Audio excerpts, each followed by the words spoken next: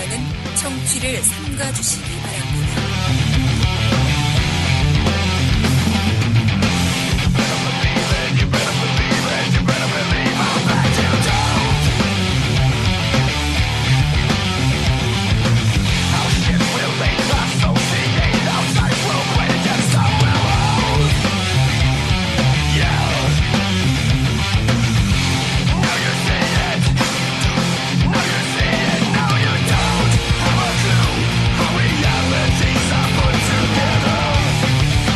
이각사 이작가 이제이 그 150번째 이야기 시작하겠습니다.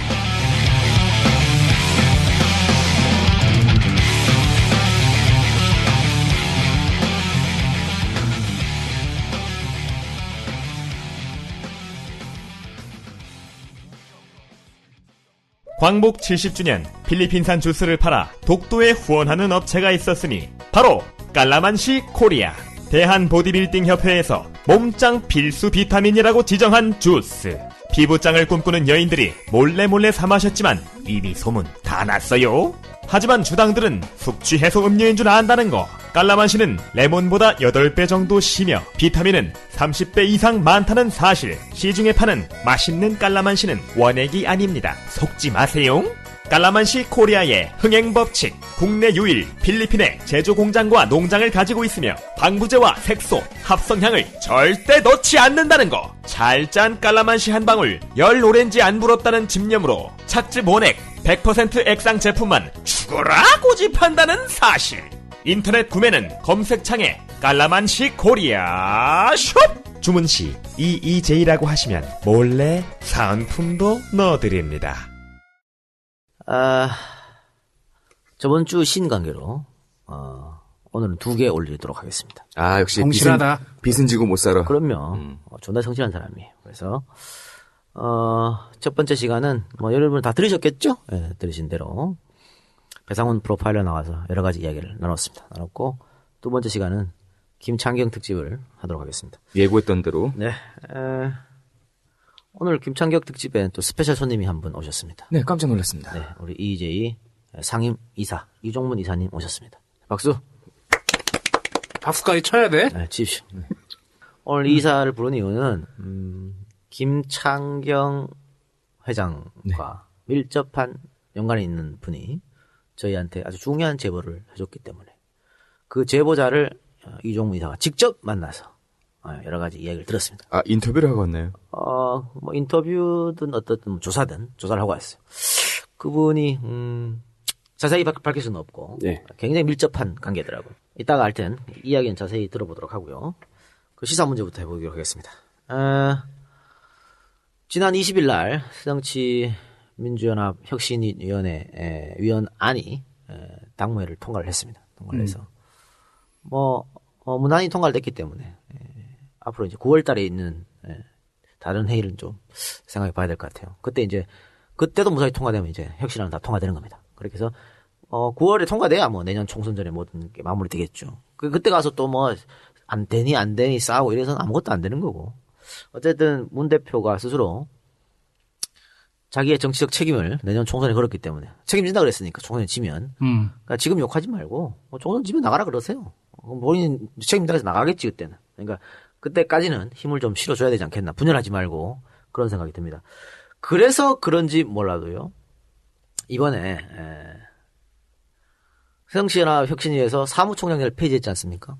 폐지하면서 그렇게 말도 많고 탈도 많던 사무총장이 가지고 있던 권한을 5개 법무로 나눴습니다. 나눠가지고 거기에 대한 직책의 임명이 또 있었는데 5개 법무장이 최재성 총무본부장 빼고 다 비노가 임명됐습니다. 그래서 말이 조용한 거고. 네, 박지원계, 김한길계 사람으로 가득가득 채워졌죠. 그러니까 총무본부장의 최재성 의원, 조직본부장의 이윤석 의원인데 박지원계죠. 근데 조직본부장은 사무총장의 핵심 역할을 가장 많이 가져갔다 그래요. 그러니까 그 핵심 역할을 박지원 의원한테 줬다 이렇게 볼 수 있겠죠. 민생본부장의 정성호 의원, 정책위 의장의 강기정 의원이었었는데 이것도 역시 비노 최대천 의원이 맡았습니다. 디지털 소통본부장의 홍종학 의원. 참고로 홍종학 의원은 다음 주 EJ에 출연합니다. 다음 주에 출연해서 그리스 경제 전문가거든요, 홍 의원이. 정치 민주연합 내에서 몇 안 되는. 그래서 그리스 사태를 좀 얘기 좀 해보고 우리한테 미칠 영향 또 우리도 그리스 꼴 안 날이란 법은 없잖아요. 그런 얘기 좀 하고 저축은행이 왜 이 모양 이 꼴아지가 됐나 그 이야기를 2부야? 네. 김창경 2부야? 홍정학원을 모시고 이야기 해보도록 하겠습니다. 다음 주에 홍 의원 인기가 없었는데 홍정학이 누군지도 모를걸? 네. 잘 모르죠. 네, 인기가 없어가지고 다음 주에 많이 올지 안 올지 모르겠는데 어쨌든 홍 의원이 보시고 싶은 분들은 다음 주에 안가로 오시기 바랍니다. 이 인사에 대해서 어떻게 생각하세요? 이 작가님? 저는 마음에 안 듭니다. 시끄럽지 않게 하기 위해 봉합한 거거든요, 사실은. 그러니까 문 대표가 받아들이는 거지. 지금 그 손혜원 씨인가요? 그 새로운 홍보하기 위해서 영입한 그분이 첫 작품으로 뭘 갖고 왔냐면 셀프 디스 이런 걸 갖고 왔어. 뭐 문재인 대표께서 저는 카리스마가 없습니다. 뭐 그런 거 했죠. 그렇죠. 그분이 굉장히 자신감도 넘치더라고. 자신감도 넘치고 하고자 하는 의욕도 있고 또 나 이거 괜찮은 것 같아. 셀프 디스 돌아가면서. 근데 박지원 의원은 뭐 내가 너무 호남만 얘기한다고 그렇게 셀프 디스를 했다 그래요. 근데 자 문재인 대표가 뭐라고 셀프 디스 하는지 한번 볼까요? 문재인 대표의 셀프 디스. 강한 카리스마를 보여드리지 못해서 죄송합니다. 인권 변호사로 일하다 보니 다른 사람의 이야기를 귀 기울여 듣습니다. 남의 이야기를 중간에 끊거나 면전에서 안면을 바꾸고 언성을 높인다는 것은 제게는 상상도 할 수 없는 일입니다. 30여 년을 그렇게 살았습니다. 그래서인지 당 대표가 된 후 많은 분들이 저를 보며 답답해 하십니다. 저 같은 사람이죠. 밀어붙여라. 딱 부러지게 후련하게 해라. 평생 쌓인 신중한 성격이 하루아침에 고쳐지기는 쉽지 않습니다. 그러나 노력하고 있습니다. 당이 개혁하듯 저도 분발할 것입니다. 또한 남의 이야기를 잘 듣고 존중하는 습관으로 국민의 이야기에 귀 기울이겠습니다. 약한 사람에게는 한없이 부드럽지만 강한 자의 횡포에는 더욱 강해지는 당대표의 카리스마를 보여드리도록 노력하겠습니다. 이렇게 말했는데 본인이 알고 있네요. 셀프 디스라고 그렇게 코너라도 만들었어요? 그러니까 이렇게 하겠다는 거니까. 그러니까 그 손 위원장이 이거 아이디어를 낸 거죠. 아이디어 내서 그 국회의원들한테 일일이 던져준 거고 본인들이 이제 셀프 디스를 하는 겁니다. 이렇게 한 건데 본인의 문제점이 뭔지 잘 알고 있고 우리가 좀 더 강력한 카리스마를 보여달라고 몇 번이나 요청했지 않습니까? 늘 요구하는 건데 그거 지금 안 되고 그 안 되고 있는 일환이 바로 이겁니다. 이번에 이렇게 소위 말하는 당평 인사로 하는 거. 당평 인사가 아니고 다 그냥 어떻게 보면 그 비주류가 잡게끔 만드는 거죠. 이거는 그러니까 시끄럽지 않기 위해서. 그러니까 문 대표의 가장 큰 단점은 이게 안 시끄럽게 봉합 그렇게 해서 갈라 그러는 거야. 이럼에도 불구하고 계속 분당 얘기 나오잖아요. 종편 가서 계속 특정하는 박주선, 뭐 조경태, 박지원 계속 분당 얘기 하잖아. 네. 소용이 없다니까 이렇게 해도 소용이 없어요. 그럴 거면 차라리 하고 싶은 대로 해라. 나가라 그러라니까. 아니 근데 나간다며. 안 나간다니까. 뭘 나간다 그래. 절대 안 나가요. 근데 나는 내 생각에는 지금 사무총장 대신에 만들어진 이 5자리가 거기 5자리 뽑힌 사람들이 전투력만 보여주고 새누리당을 이길 수 있는 전략을 가지고 있는 사람들이라면 난 받아들여야 된다고 보는데 여기에 대해서는 어떻게 생각하세요? 그러지 않잖아요 지금. 계속 이종걸 원내대표부터 그렇게 하잖아. 목리 걸잖아. 대표가 뭐 하려고 그러면. 그러니까 지금 공천이 얼마 안 남았는데 이대로 가면 분명히 당에 또 분열분란이 일어난다니까. 그러니까 지금 이 사람들이 계속해서 신당 얘기하고 탈당 얘기하는 건 뭐냐. 공천할 때 우리한테 불리하게 하지 말라는 얘기예요. 계속 협박이야. 시끄럽게 뛰어다니는 거지. 그럼. 아니 근데 뭐 그러니까 공천이 결정될 때까지 계속 이렇게 한다니까. 예를 들어서 뭐 개인적으로 내가 최재천 의원에 대해서 좋은 인상을 가지고 있기 때문에 얘기하는 건데 최재천 의원 같은 경우에는 토론 프로그램이라든지 그런 데서 보여준 것들은 그리고 실질적으로 의정활동한 것들은 그래도 꽤 야당이 여당을 이길 수 있는 그런 인사로서의 모습을 가지고 있는 것 같거든요. 난 이런 차원에서 물어본 거예요. 아니 그러니까 좋다 이거야. 좋은데 지금 시점이 어떻게 합니까? 문 대표가 어쨌든 보궐선거에 졌지만은 그 4개 보궐선거 가지고 당대표 물러날 수 없는 거 아니야. 네. 그러면 이 체제로 다음 총선에 치는 거 맞아요. 이 체제로 치는 거 맞고 대표로서 자기 권한이 있고 역할이 있어. 그 권한 역할을 근데 지금 문 대표가 못 하고 있지. 옆에서 못하게 흔들고 있잖아. 그 흔드는데 지자체도 같이 하고 있잖아. 그게 잘못됐다는 거예요. 그렇게 해서는 안 된다는 거지. 내년 총선까지는 같이 가야 되는데 그걸 안 하고 흔들고 있으니까 문제다. 자 볼까요? 이렇게 당평 인사를 했는데도 불구하고 박지원 의원은 어떻게 나왔습니까? 박지원 의원이 박지원 의원도 셀프 디스를 했어요. 박지원 의원은 어떻게 셀프 디스를 했냐? 호남에서 죄송합니다. 서러웠습니다. 호남이라 눈치 보고 호남이라 소외당했습니다. 전남 진도가 고향인 저는 의붓자식 같은 차별을 느끼며 살았습니다. 같은 대한민국이건만 호남은 늘 뒷전이었습니다. 꼭 성공해서 호남을 위해 헌신하겠다고 결심했습니다. 드디어 정치에 입문했고 전 호남을 입에 달고 살았습니다. 지금껏 차별받고 소외받은 호남을 저라도 챙겨야 한다고 생각했습니다. 짧지 않은 세월 호남 타령만 해서 죄송합니다. 이제 대한민국의 그 어떤 지역도 차별을 느끼지 않도록 다시 뛰겠습니다. 제가 느꼈던 소외감을 이제는 누구도 느끼지 않도록 하겠습니다. 이제 나라 하겠습니다. 국민 하겠습니다. 라고 말했는데 말하고 이런 인사가 났는데 박지원 의원이 오늘 YTN 라디오 가서 뭐라 그랬냐. 여론은 문재인 대표의 퇴진이 최고의 당 혁신이라고 보고 있습니다. 이렇게 말했어요. 이렇게 쭉 이어져가고 자기도 셀프 디스를 이렇게 하면 안 된다 해놓고는 라디오 가서 또 문재인 대표 퇴진해라. 분당으로 갈 수밖에 없다.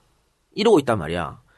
그래서 사회자가 이번에 박지원 의원과 가까운 이윤석 의원이 조직본부장에 임명됐다.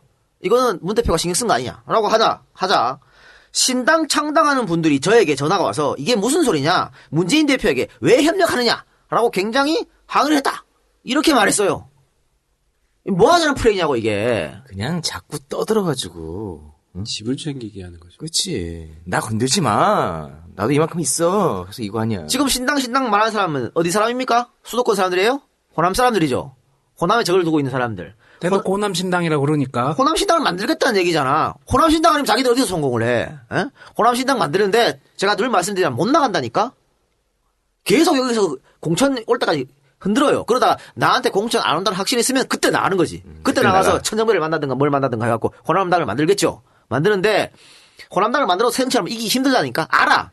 아니까 문재인 스타일, 문재인의 리더십이 이런 스타일 자꾸 끌려가고 뭐든지 내주고 이걸 알기 때문에 더 흔드는 거예요. 더 내놔라 이거야. 더 앞으로 계속 이렇기 때문에 문재인 대표의 리더십은 이렇게 해서 안 된다. 봉합해서 안 된다니까. 그러니까 땡깡을 자꾸 피는 애한테 사탕을 자꾸 줘버리면 애가 버릇이 나빠지는 거예요. 그러니까 이거는 해당 행위예요.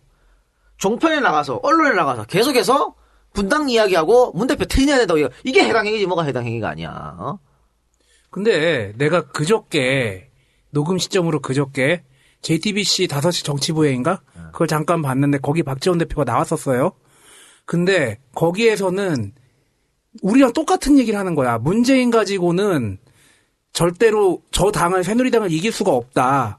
그러니까 우리는 이기려고 이러는 거다라고 우리랑 똑같은 얘기를 하거든. 여기에 대해서 어떻게 생각하세요? 이기려고 하는 뭔 카드가 있는데? 대안을 내보라 그러세요. 그러니까 대안을 내지 않고 대안이 없어. 분탕질만 하는 거죠. 아니 친노가 안 된다 그래가지고 김한길 안철수 공동대표 한 거 아니에요? 그래서 새누리 이겼어요? 쳤잖아. 그 다음에 또 그럼 누구 올 건데? 박지원 지가 나갈 거야? 에? 박지원은 절대 앞에 나가 총을 안 맞지. 그렇지. 박원순 데리고 올 겁니까 지금? 서울시장 하고 있는 사람을?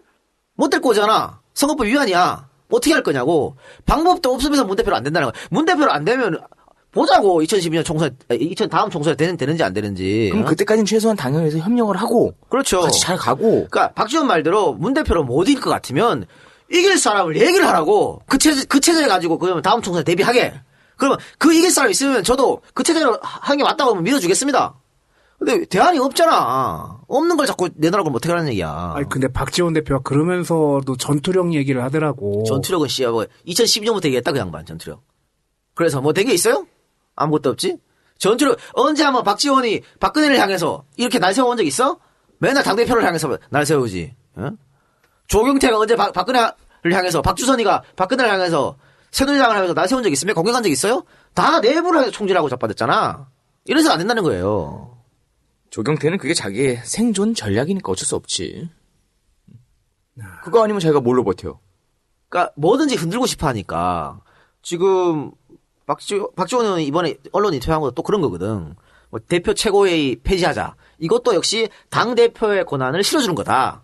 그럼 뭐야? 혁신위원 사람들도 문재인 사람들이란 얘기잖아. 또 그러니까 하는 모든 쪽이 다 그냥 그쪽으로 가는 거예요. 그럼 아무것도 못 믿는 거죠. 혁신위에서 뭘 만들어도 문재인이가 만드는 걸 해버리면 이 당은 뭐 아무것도 안 되는 거잖아. 그러면 그러니까 딱 하나지. 문재인이 내려오는 거 이거밖에 없는 거예요. 그래 누구로 올릴 거냐고. 그래서 제가 말씀드리는 게 문 대표는 더 강한 카리스마를 보이든가 안 그러면 내려와. 자신 없으면. 근데 지금 이도저도 아니야. 이도저도 아니까 자꾸 봉합해서 가려고.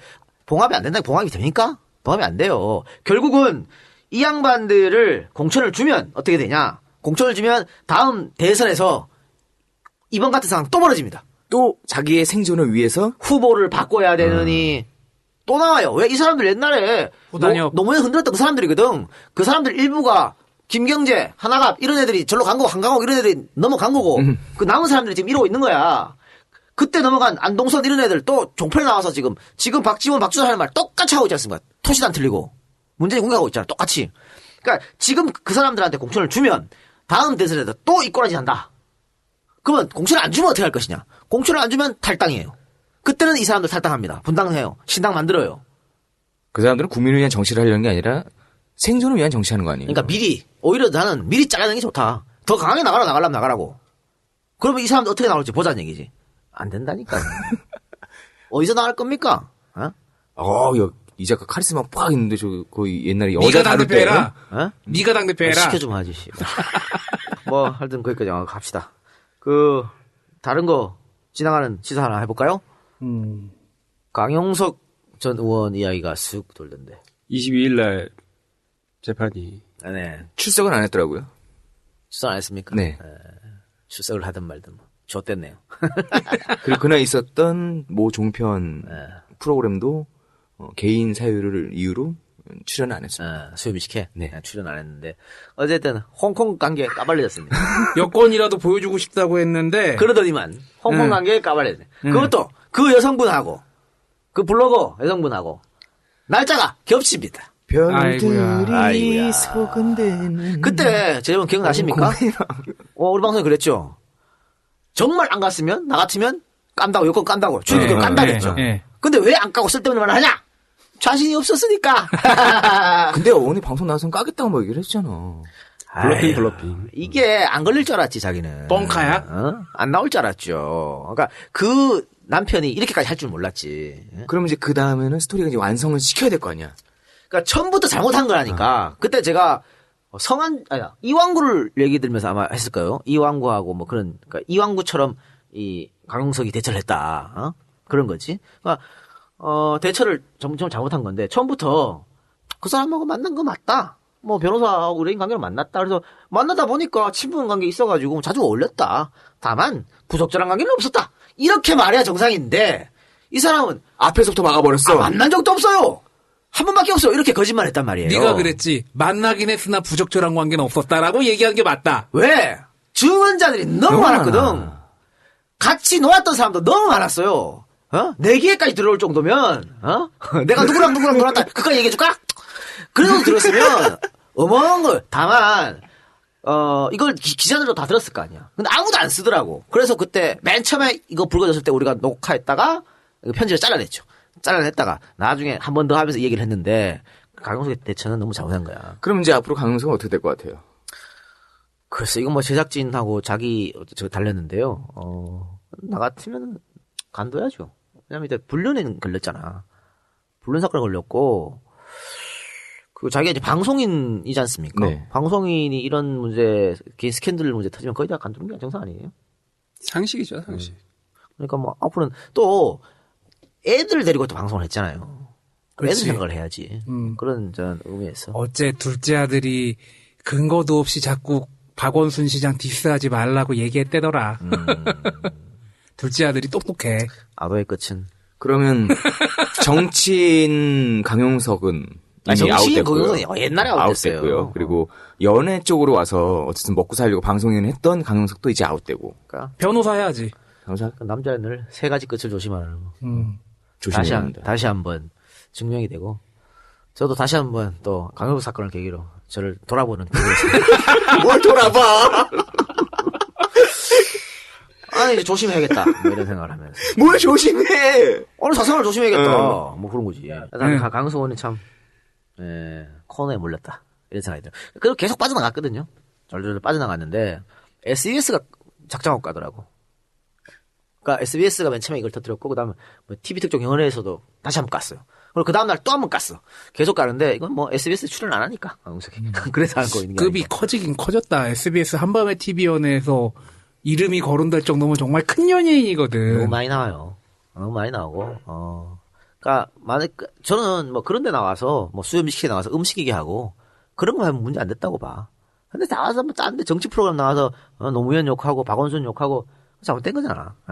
아니 근데 벌써 지나가는 소식을 얘기하기에는 중요한 얘기들을 너무 안 한 게 많은데 뭐 박 대통령 심판 발언 선거법 위반 아니라는 얘기나. 한참 지났는데 그럼 뭐 지금 하면 뭐하냐.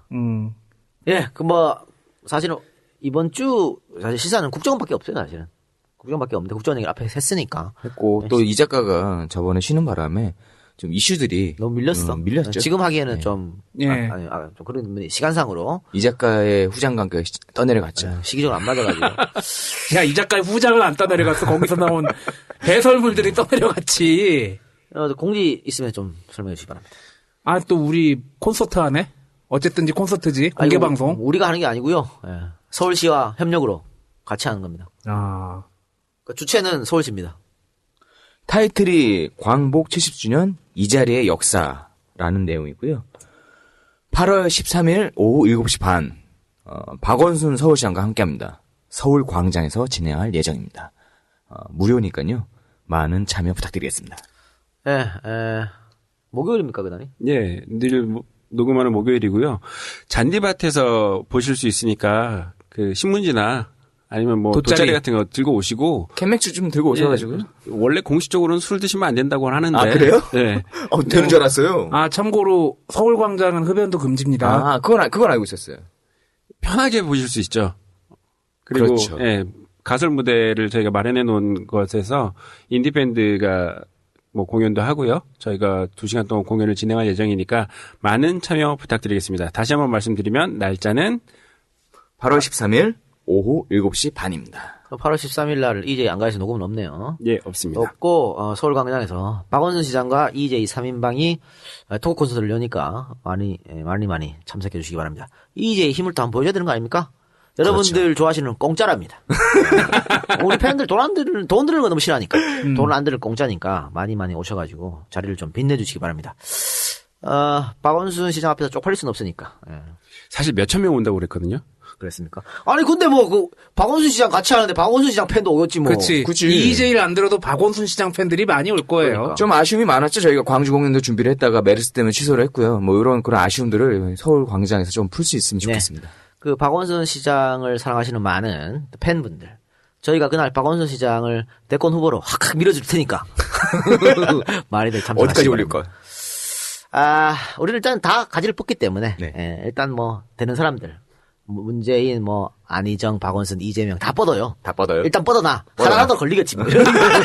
이런 의미에서 많이들 참석해 주시기 바랍니다. 낚싯대 몇 대를 필 거야 도대체. 그러면 본격적으로 미래저축은행 김창격 특집을 이야기하도록 하겠습니다. 잠깐 쉬고 오겠습니다.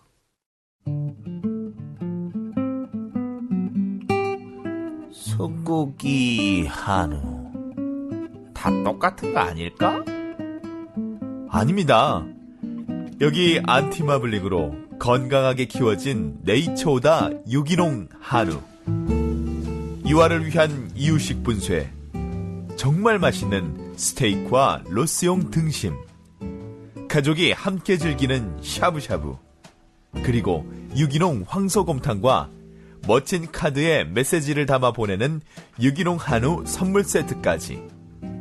이제 단 한 번을 드셔도 건강한 이야기가 있는 네이처오다 유기농 한우와 함께하세요. 이제 단 한 번을 드셔도 건강한 이야기가 있는 네이처오다 유기농 한우와 함께하세요.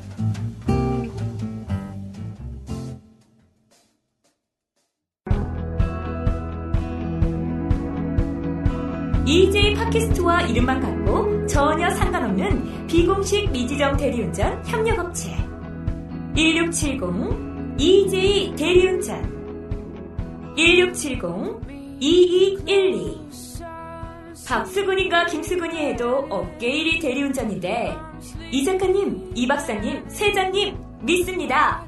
EJ 대리운전에서는 이용 고객에게 할인, 마일리지 적립 그딴 거 전혀 없습니다. 소정의 유지비용을 제외한 수익금은 전액 EJ 팟캐스트의 친일청산 군자금으로 기부될 것입니다. 1670 EJ 대리운전은 현재 서울, 경기, 수도권에서 서비스되고 있는데요. 전국 각 시도에서 서비스할 지역별 협력업체를 찾고 있습니다. 자, 2012년도에 말이죠. 미래저축은행이 부실은행으로 퇴출 위기에 몰립니다. 이렇게 되자 미래저축은행 회장 김창경이 회사 돈 200억 원을 빼돌려가지고 중국으로 밀항을 시도했습니다. 이게 이제 부실은행 퇴출은 2012년 5월 6일 날 솔로몬, 한국, 미래, 한주저축은행 등 4개 부실저축은행에 영업정지 명령이 내려졌거든요. 그래도 이제 인출 사태가 터졌지 않습니까? 그 전에 김창경이 회사 돈 200원을 빼돌려가지고 중국으로 튀려고 했었어요. 이 저축은행이 예전에 상호신용금고? 그런 거가 모태가 돼가지고 시작이 됐더라고요. 그래서 그런지 자영업자분들도 꽤 많고 그러니까 명세하신 분들 많아요. 시장에서 파시는 분 워낙에 상호신용금고가 제1금융권에 돈을 빌리기 힘든 분들, 뭐 소상공인이나 자영업자분들을 위해서 만들어진 금융기관이니까 저도 예전에 여기 계좌 있었거든요. 그리고 많은 분들이 여기에 왜 돈을 넣냐면 이자가 좋아. 그렇죠. 여기에. 그러니까 빌려줄 때도 많은 이자를 써가지고 빌려주고 예금도 이자를 많이 줘요. 그러니까 여기 많이 몰리는 거야. 그만큼 위험 부담이 있는 것이죠. 자, 우리은행은 김창경이 203억 원을 인출해달라고 요청했을 때 통장 비밀번호를 임의로 변경해주고 인출 사유를 확인하지 않아서 훗날 금감원으로부터 과태료를 부과받았고 관련 직원들은 징계를 받았습니다. 이게 해서는 안 되는 거지. 네. 지들 마음대로 고객 돈을 줘. 그러니까 우리 은행하고 우리은행 관계자들하고 김창경하고 모종의 뭔가 거래가 있었던 거예요. 5월 3일 203억을 우리은행으로부터 인출한 김창경은 경기도 화성 서신면의 궁평항에 나타납니다. 김창경과 이 김창경을 중국까지 데리고 가는 역할을 맡은 오모 씨는 9.5톤짜리 소형 어선에 올라서 출항을 기다리고 있었습니다. 이제 해 떨어지고 이럴 때 쓱 가려고 배에 짱박혀 있었던 것이죠. 영화 황해 같은 그림입니다. 그렇습니다. 이 오 씨는 조폭 출신이라 그래요. 김창경이 야 내가 돈 빼돌려가지고 중국에서 룸빵 차려줄게. KTV. 예.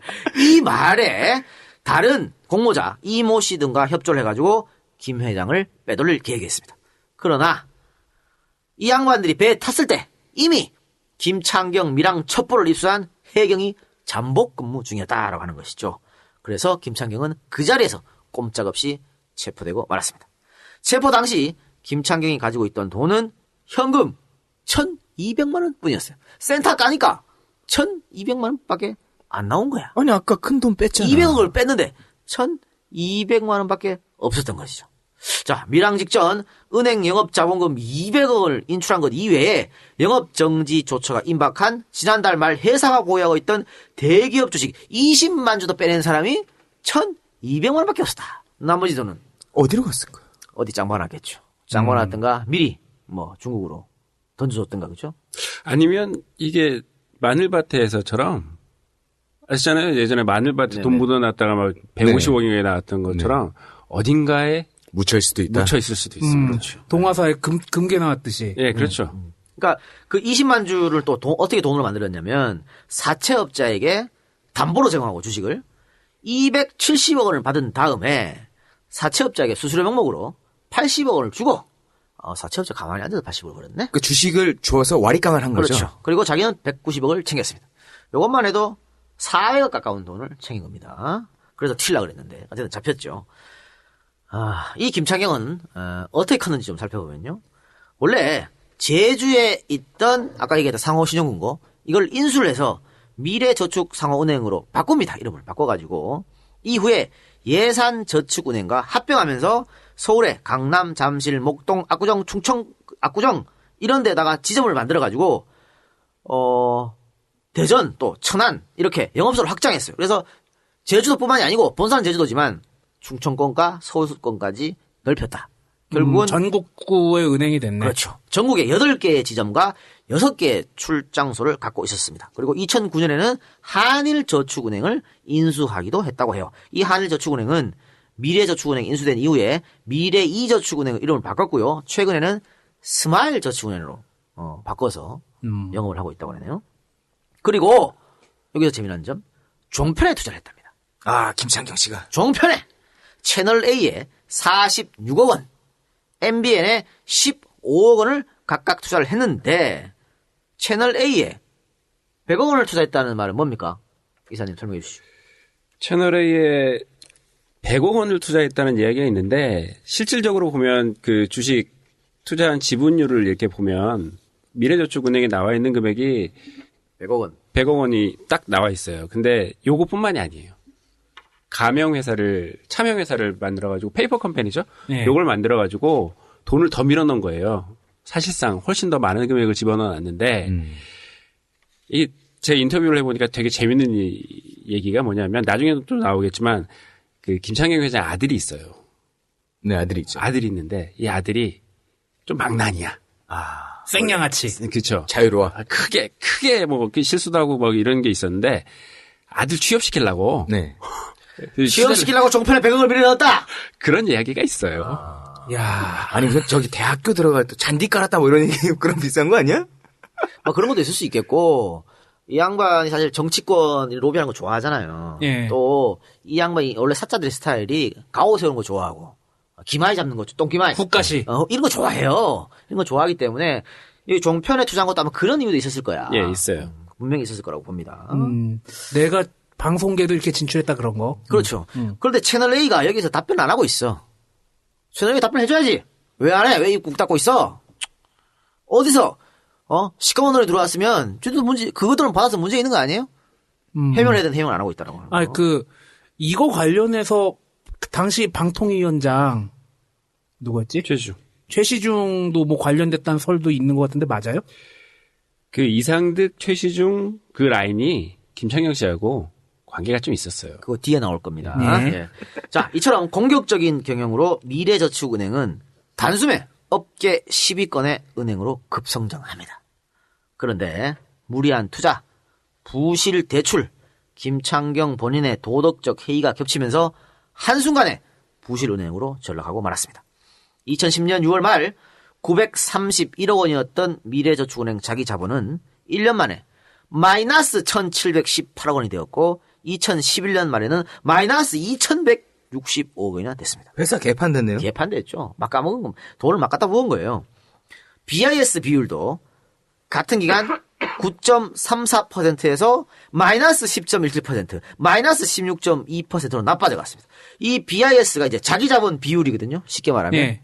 자기 자본 비율인데, 그러니까 내 자본이 회사에 얼마큼 들어가 있느냐. 기본적으로 쟁여놔야 되는 돈이 있어요. 그래야 내가 대출해준 게 빵꾸가 나잖아요? 그러니까 내 자본이 있어야 이제 그 빵꾸가 난 걸 메꿀 수가 있어. 그러니까 어느 정도 돼야 되는데, 어느 정도가 되면 되냐? 지금 그 국제결제은행에서는 BIS 비율이 8% 밑으로 떨어지면 안 된다. 라고 얘기했어요. 근데 8%는 고사하고 마이너스예요. 부실도 이런 부실이 없는 거지. 문 닫아야 되는 게 정상인. 이 회사는 그럼 껍데기도 안 남아있는 거예요. 껍데기도 없는 거예요. 아무것도 안 남아있는 빚밖에 거야. 없는 거네. 그렇죠. 고객 돈 가지고 이따가 설명해 드리겠습니다. 더 웃긴 거는 김창경이 신용불량자예요. 그래? 신용불량자가 은행에 회장을 하고 자빠졌네. 참 대한민국 만세입니다. 참나. 아니 근데 어떻게 아무리 뭐 와이프, 아버지, 아들 돌려서 쓴다 해도 기본적으로 이 사람이 신용불량자면 어느 정도 봐주는 게 없으면 이렇게 못 나가지 않나요? 그러니까 지 이름으로 했다니까. 지 이름으로 계속. 그러니까 이게 여기를 감시하고 감독해야 할 금감원이 제의를 못했다는 거죠. 그러니까 신용불량자면 카드도 못 만드는데 말이야. 그러니까 그런데 회장을 했다니까. 네가 잘할 거 아니야. 내가 너무 잘 알죠. 김창경 씨, 나는 8년에 걸쳐 다 갚았다. 분할 쪼개기 해가지고 원금 탕감도 없었어. 나는 이자만 탕감 받았어. 다 갚았어 원금. 아이씨, 8년 동안 새가 빠지는 줄 알았네. 씨. 자, 성실한 새끼인데. 너무 도덕적이야 나. 또 오리온 그룹 비자금 사건에 연루되었던 서미갤러리. 존나 유명한 서미갤러리. 그렇죠. 여기서 와리깡을 했다는 소리는. 그러니까. 이 서미갤러리가 이제 삼성의 홍라희 씨하고 또 뭐 공장 많았다고 뭐 요즘은 사이가 안 좋아서 뭐 갈라졌니 하여튼 그런 곳이에요. 그런 곳인데 재벌들이 왜 갤러리를 가지고 있고 왜 그림에 관심이 많겠습니까? 그걸 가지고 이제 탈세하기 쉽거든. 탈세하기 쉽고 그다음에 세탁하기 쉬워요. 야, 저 외국에서 존나게 좋은 그림 사와. 얼마요? 200억이에요. 그래가지고 신고를 해. 200억에. 근데 실제 그림값은 얼마다? 100억이지. 그럼 100억은 어떻게 해? 비자금. 그림이, 아니, 어떻게 알아? 장부상에 없는 돈. 아니, 세무서 어떻게 알아? 관세 어떻게 알아? 이 그림이 200억이라는데 지들이 어떻게 알아? 나는 200억 주고 샀고, 판 새끼도 200억에 팔았다는데, 예? 이거는 그냥 정말 부르는 게 가만이에요. 그렇죠. 이렇게 해서 재벌들이 다 갤러리를 가지고 있는 겁니다. 더 중요한 것 중에 하나가 뭐냐면 그림값은 안 떨어져요. 그림값 안 떨어지고 불이 나지 않는 이상, 그림이 분실이 되지 않는 이상 이거 언제라도 팔아먹을 수 있는 거예요. 자, 그럼 서미 갤러리하고 이 김창경은 어떤 관계냐? 서미 갤러리가 말이죠. 미술품 김창경한테 담보로 제공하고 285억 원을 대출받습니다. 285억 원. 말해야 됩니까 이게? 야, 그림 주고서. 그림 주고서. 예. 그러면 서미 갤러리가 이 돈을 갚았나? 안 갚았죠. 야, 떴네. 돈 떠버렸네. 안 갚았죠. 요거는 또 뒤에 가서 존나 재밌습니다. 이거 여러분들. 이 서미 갤러리하고 또 하나금융이 여기 또 들어와요. 이게 완전 복마전이야. 존나 재밌어요. 근데 이따 설명드리게 하고 요건 이제 큰 것만 제가 설명해 드리는 겁니다. 자, 이제 갤러리 얘기했으니까 딴 얘기를 해야지. 부인이 하는 해산물 뷔페 사업에 무슨 뷔페 이거 존나 유명한 거. M. MC가 얘기해 괜찮아. 무스크스. 뷔페 사업에 100억 원을 불법 대출해주기도 했고요. 제3자를 내세워서 이것도 차명이네. 미래저축은행으로부터 1,500억 원 정도의 불법 대출을 받아서 충남에 총 27홀 규모의 골프장 겸 온천 리조트를 만들어서 차명으로 소유하고 있는 사실이 추가로 드러났다고 합니다. 이 양반 쿠션 때리는 거 존나 좋아하네. 제3자. 거의 대부분을 제3자가 가지고 차명이죠. 있고 여기는 아름다운 CC입니다. 네. 아름다운 컨트리클럽. 이 리조트는 시가가 2천억 원대에 이른다고 해요. 이게 뭐냐 여러분들 보십시오. 서미 갤러리에 285억 대출해주고 또 그 무스쿠스에 100억 대출해주고 이거 뭐 리조트 진다고 1,500억 대출해주고 이거 누구 돈입니까? 고객들 돈 아니야. 고객 돈이죠. 김창경 지 돈 아니야.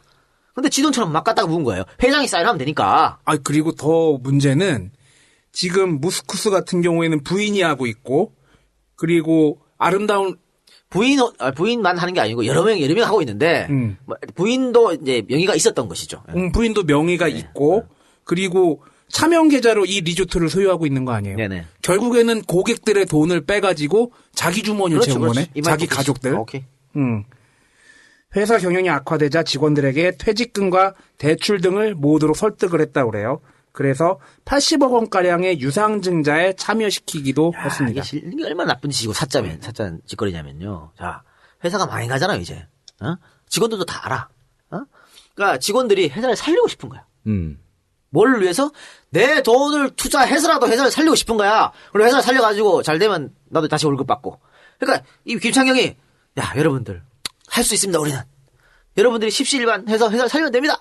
이래가지고 직원들한테 80억을 내놓고 해놓고 지는 톡했단 말이야. 언론에서 얘기하는 건 다 거짓말입니다. 막 그러면서. 그렇지. 근데 이게 직원들한테 이거 퇴직금 안 받기로 하고 각서를 받고 나서 일주일 만에 튀었어요. 빠르네요. 야, 너 얼마나 나쁜 사람이 이 사람이. 또 김창경은 저축은행을 경영하면서 아산의 건재고택 대단히 중요한 문화재입니다, 이거. 지정번호가 중요 민속문화재 제233호입니다.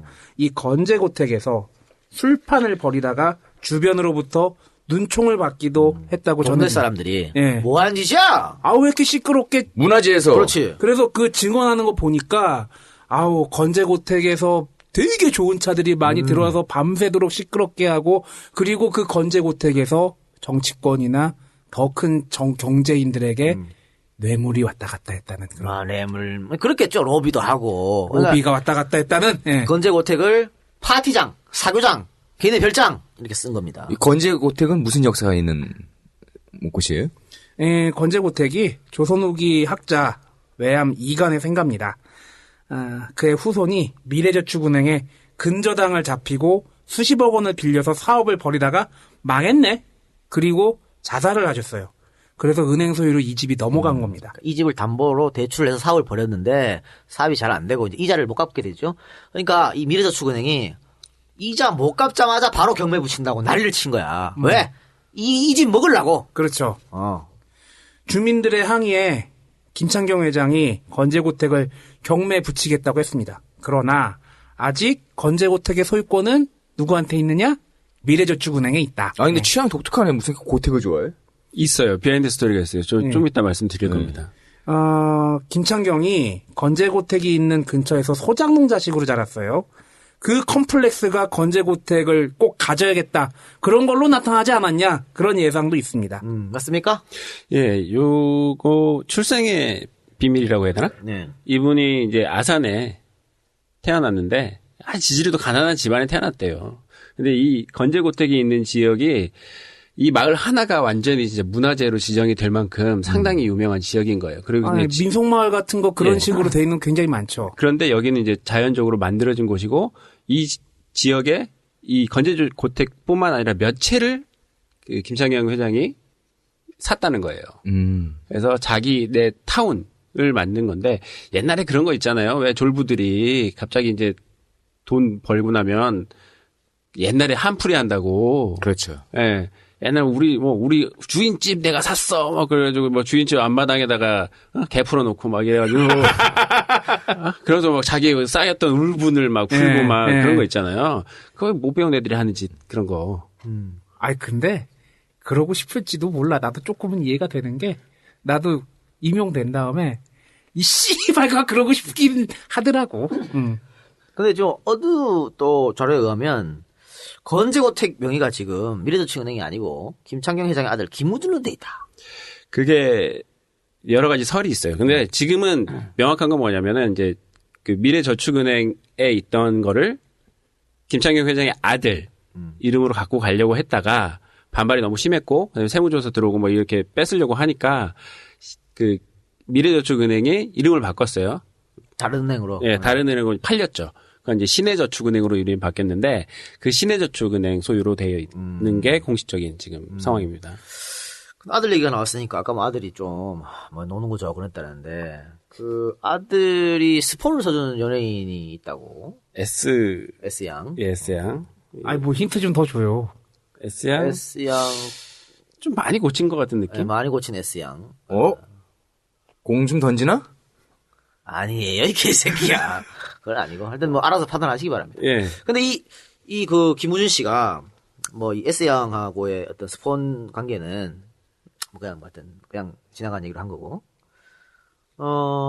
이거 말고도 사고를 여러 차례 쳤다고 하던데. 아까 전에 말씀드렸듯이 저기 채널A에 돈을 막 이렇게 갖다 박아놓은 이유가 비공식적으로 아들내미 취업시키려고 그랬다. 라는 얘기가 있었는데, 이 아들이 조금 문제가 있어요. 예전에 우리 그 파라코 얘기하면서 그 롯데그룹. 네. 신동학. 네, 신동학 얘기했잖아요. 만만치 않아요. 좀 놀 줄 알아요? 놀 줄 아는 게 아니라, 놀매 화신이야. 놀매 화신? 어느 정도냐면. 연예인을 스폰서로 뒀으면 뭐. 공자맨자 장자 놀자야? 그렇지.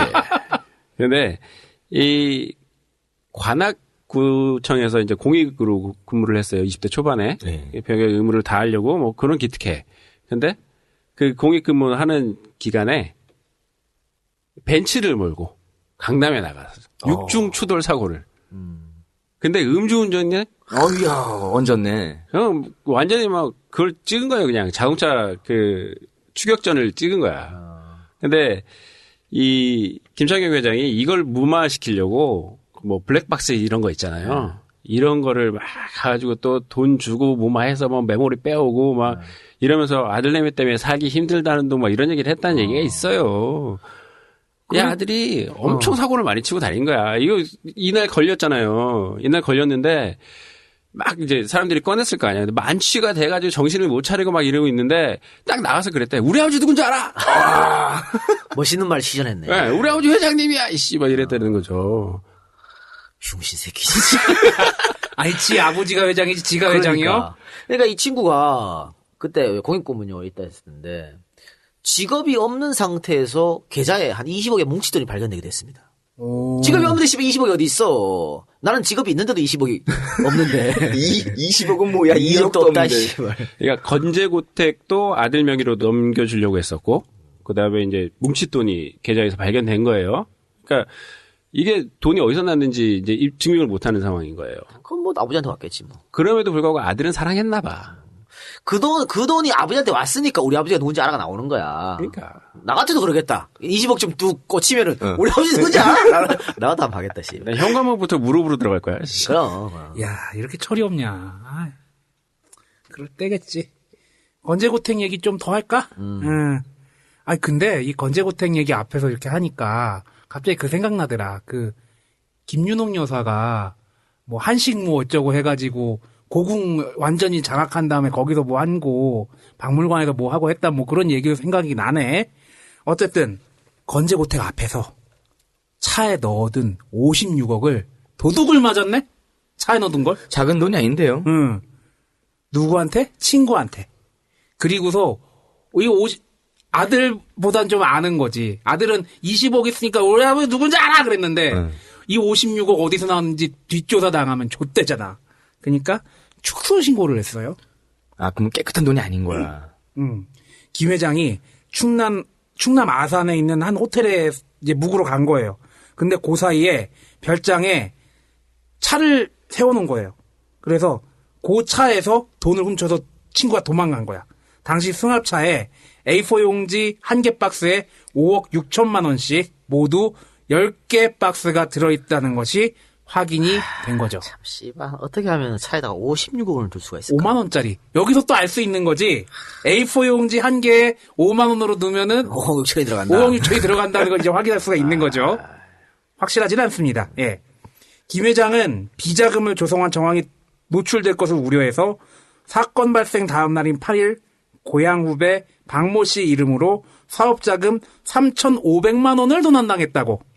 56억이 3,500만 원으로 바뀌었네. 예. 그럼 뭐 구린 돈이라는 얘기. 예전에 뭐 그 대도 조세호 씨 얘기랑 또 이렇게 리뷰가 좀 엉키네요. 왜 대도가 있잖아. 어디 가서 막 훔쳐갖고 나오면 신고를 못해. 그치. 이 돈이 추적을 당하니까 신고를 못하는 걸 악용하는 거야. 물방울 다해 이런 거 그때 한참 뭐 사람들이 처음 알게 된 게 그 대도 조세형 때였잖아요. 이 박모 씨도 지인이었어요. 김창현 지인인데 이제 이 돈을 그러니까 돈이 있는 걸 알기 때문에 차를 훔쳐간 거죠. 그렇지. 네. 차를 훔쳐갔는데 미친 듯이 쓰고 다닌 거예요. 진짜 미친 듯이 체포되기 전까지 진짜 졸라 썼더라. 네, 미친 듯이 쓰고 다녔는데 오피스텔에다가 나머지 돈을 이렇게 짱 박아둔 거죠. 네, 한 그게 10억 정도 됐다고 하더라고요. 그래서 야, 이 짧은 시간에 어떻게 40억을 썼냐? 말이 되냐? 내가 알아. 그러니까 없다. 없어. 무서웠어. 뱉잖아. 이렇게 갔다는 야, 거죠. 김창현도 문제고 친구도 문제고 야 친구 돈 뒤통수가 슈킹 제가 그러니까 그거 아니야. 초록은 동색이지 뭐. 그래서 내가 저 새끼하고 빨리 친분관계 끊어야겠어.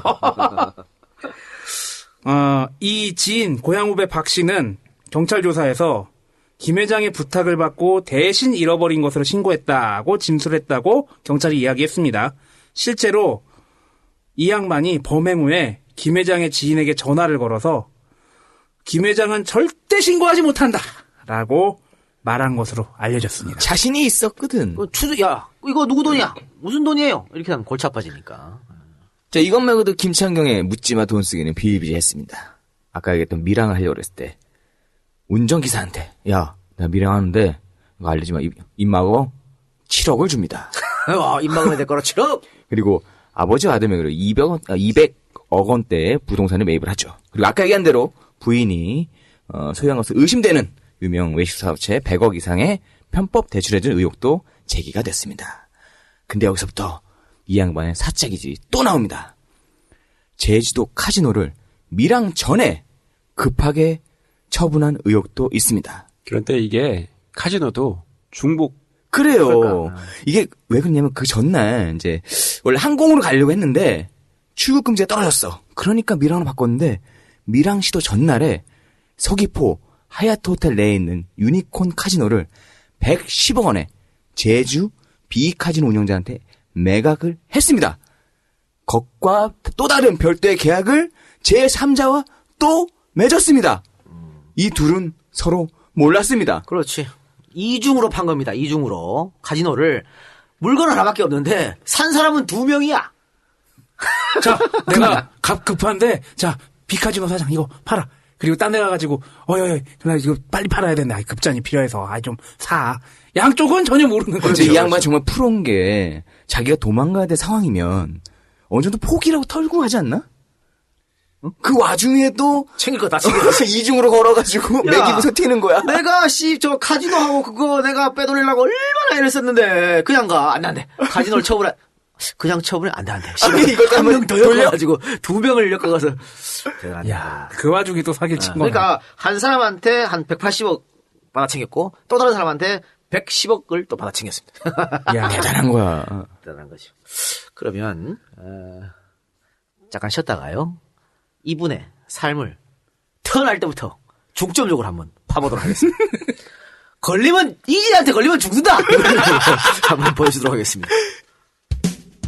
이번에 차 사려고 여기저기 견적을 알아봤는데 너무 복잡해. 같은 차라도 판매 회사가 다르고 딜러가 다르면 판매 조건도 달라지거든. 왜 파는 회사는 이렇게 많고 딜러마다 조건도 각양각색인 거야? 너무 복잡해. 내가 팁 하나 알려줄까? 뭔데? 빨리 알려줘. 나 답답해 죽겠단 말이야.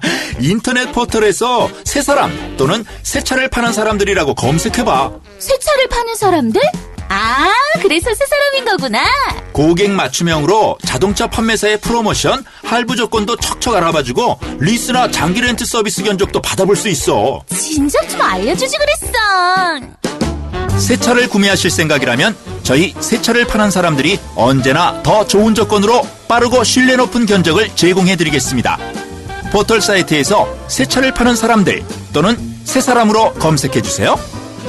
대표번호 1833-5850으로 연락주시면 기분 좋은 새 차를 만나실 수 있습니다.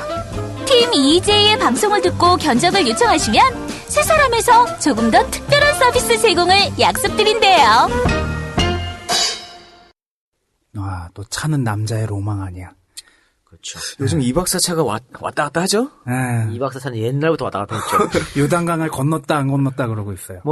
고속도로 중간에서 시동이 꺼지는. 150km로 달리는데 시동이 꺼졌어.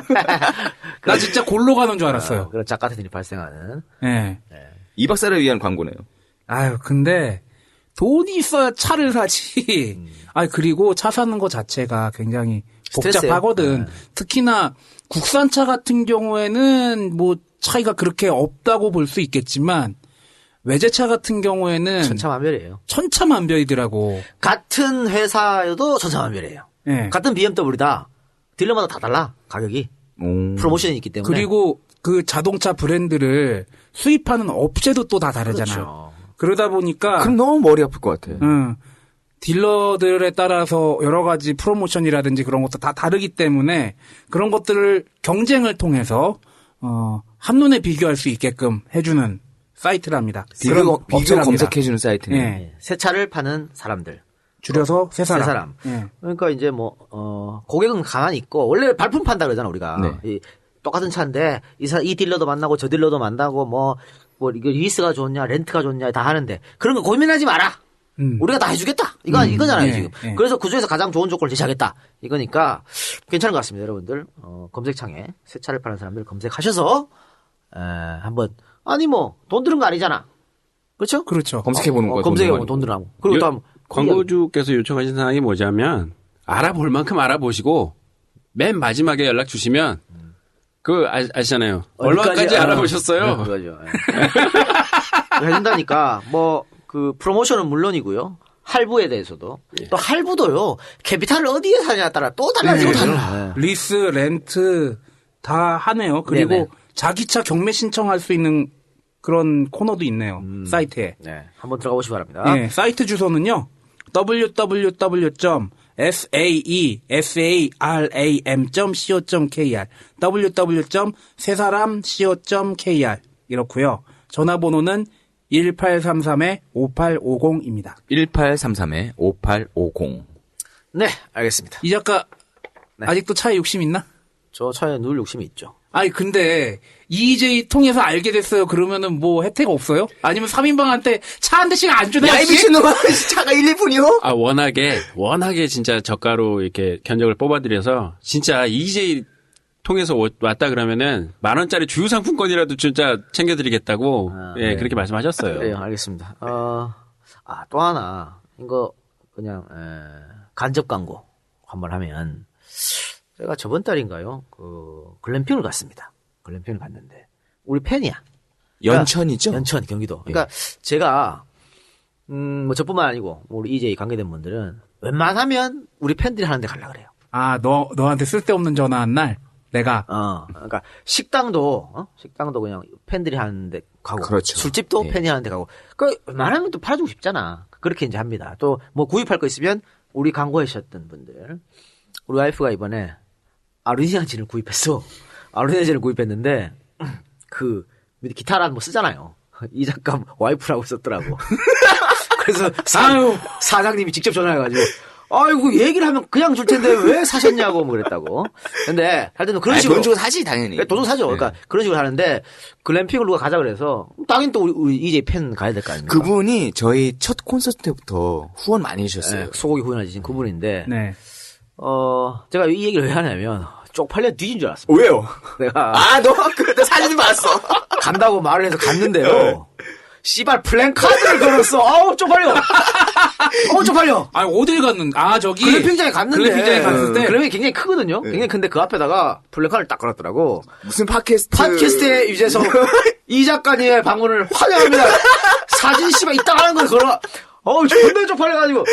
딴 사람이 누가 하냐고, 나를. 근데 그분들이 워낙 팬이어서, 뭐, 대전에 있는 우리 EJ 팬하고 다 몇 명이 모였더라고. 네. 나만 오길 기다리더라고. 그래가지고, 뭐, 사인 받고 했는데.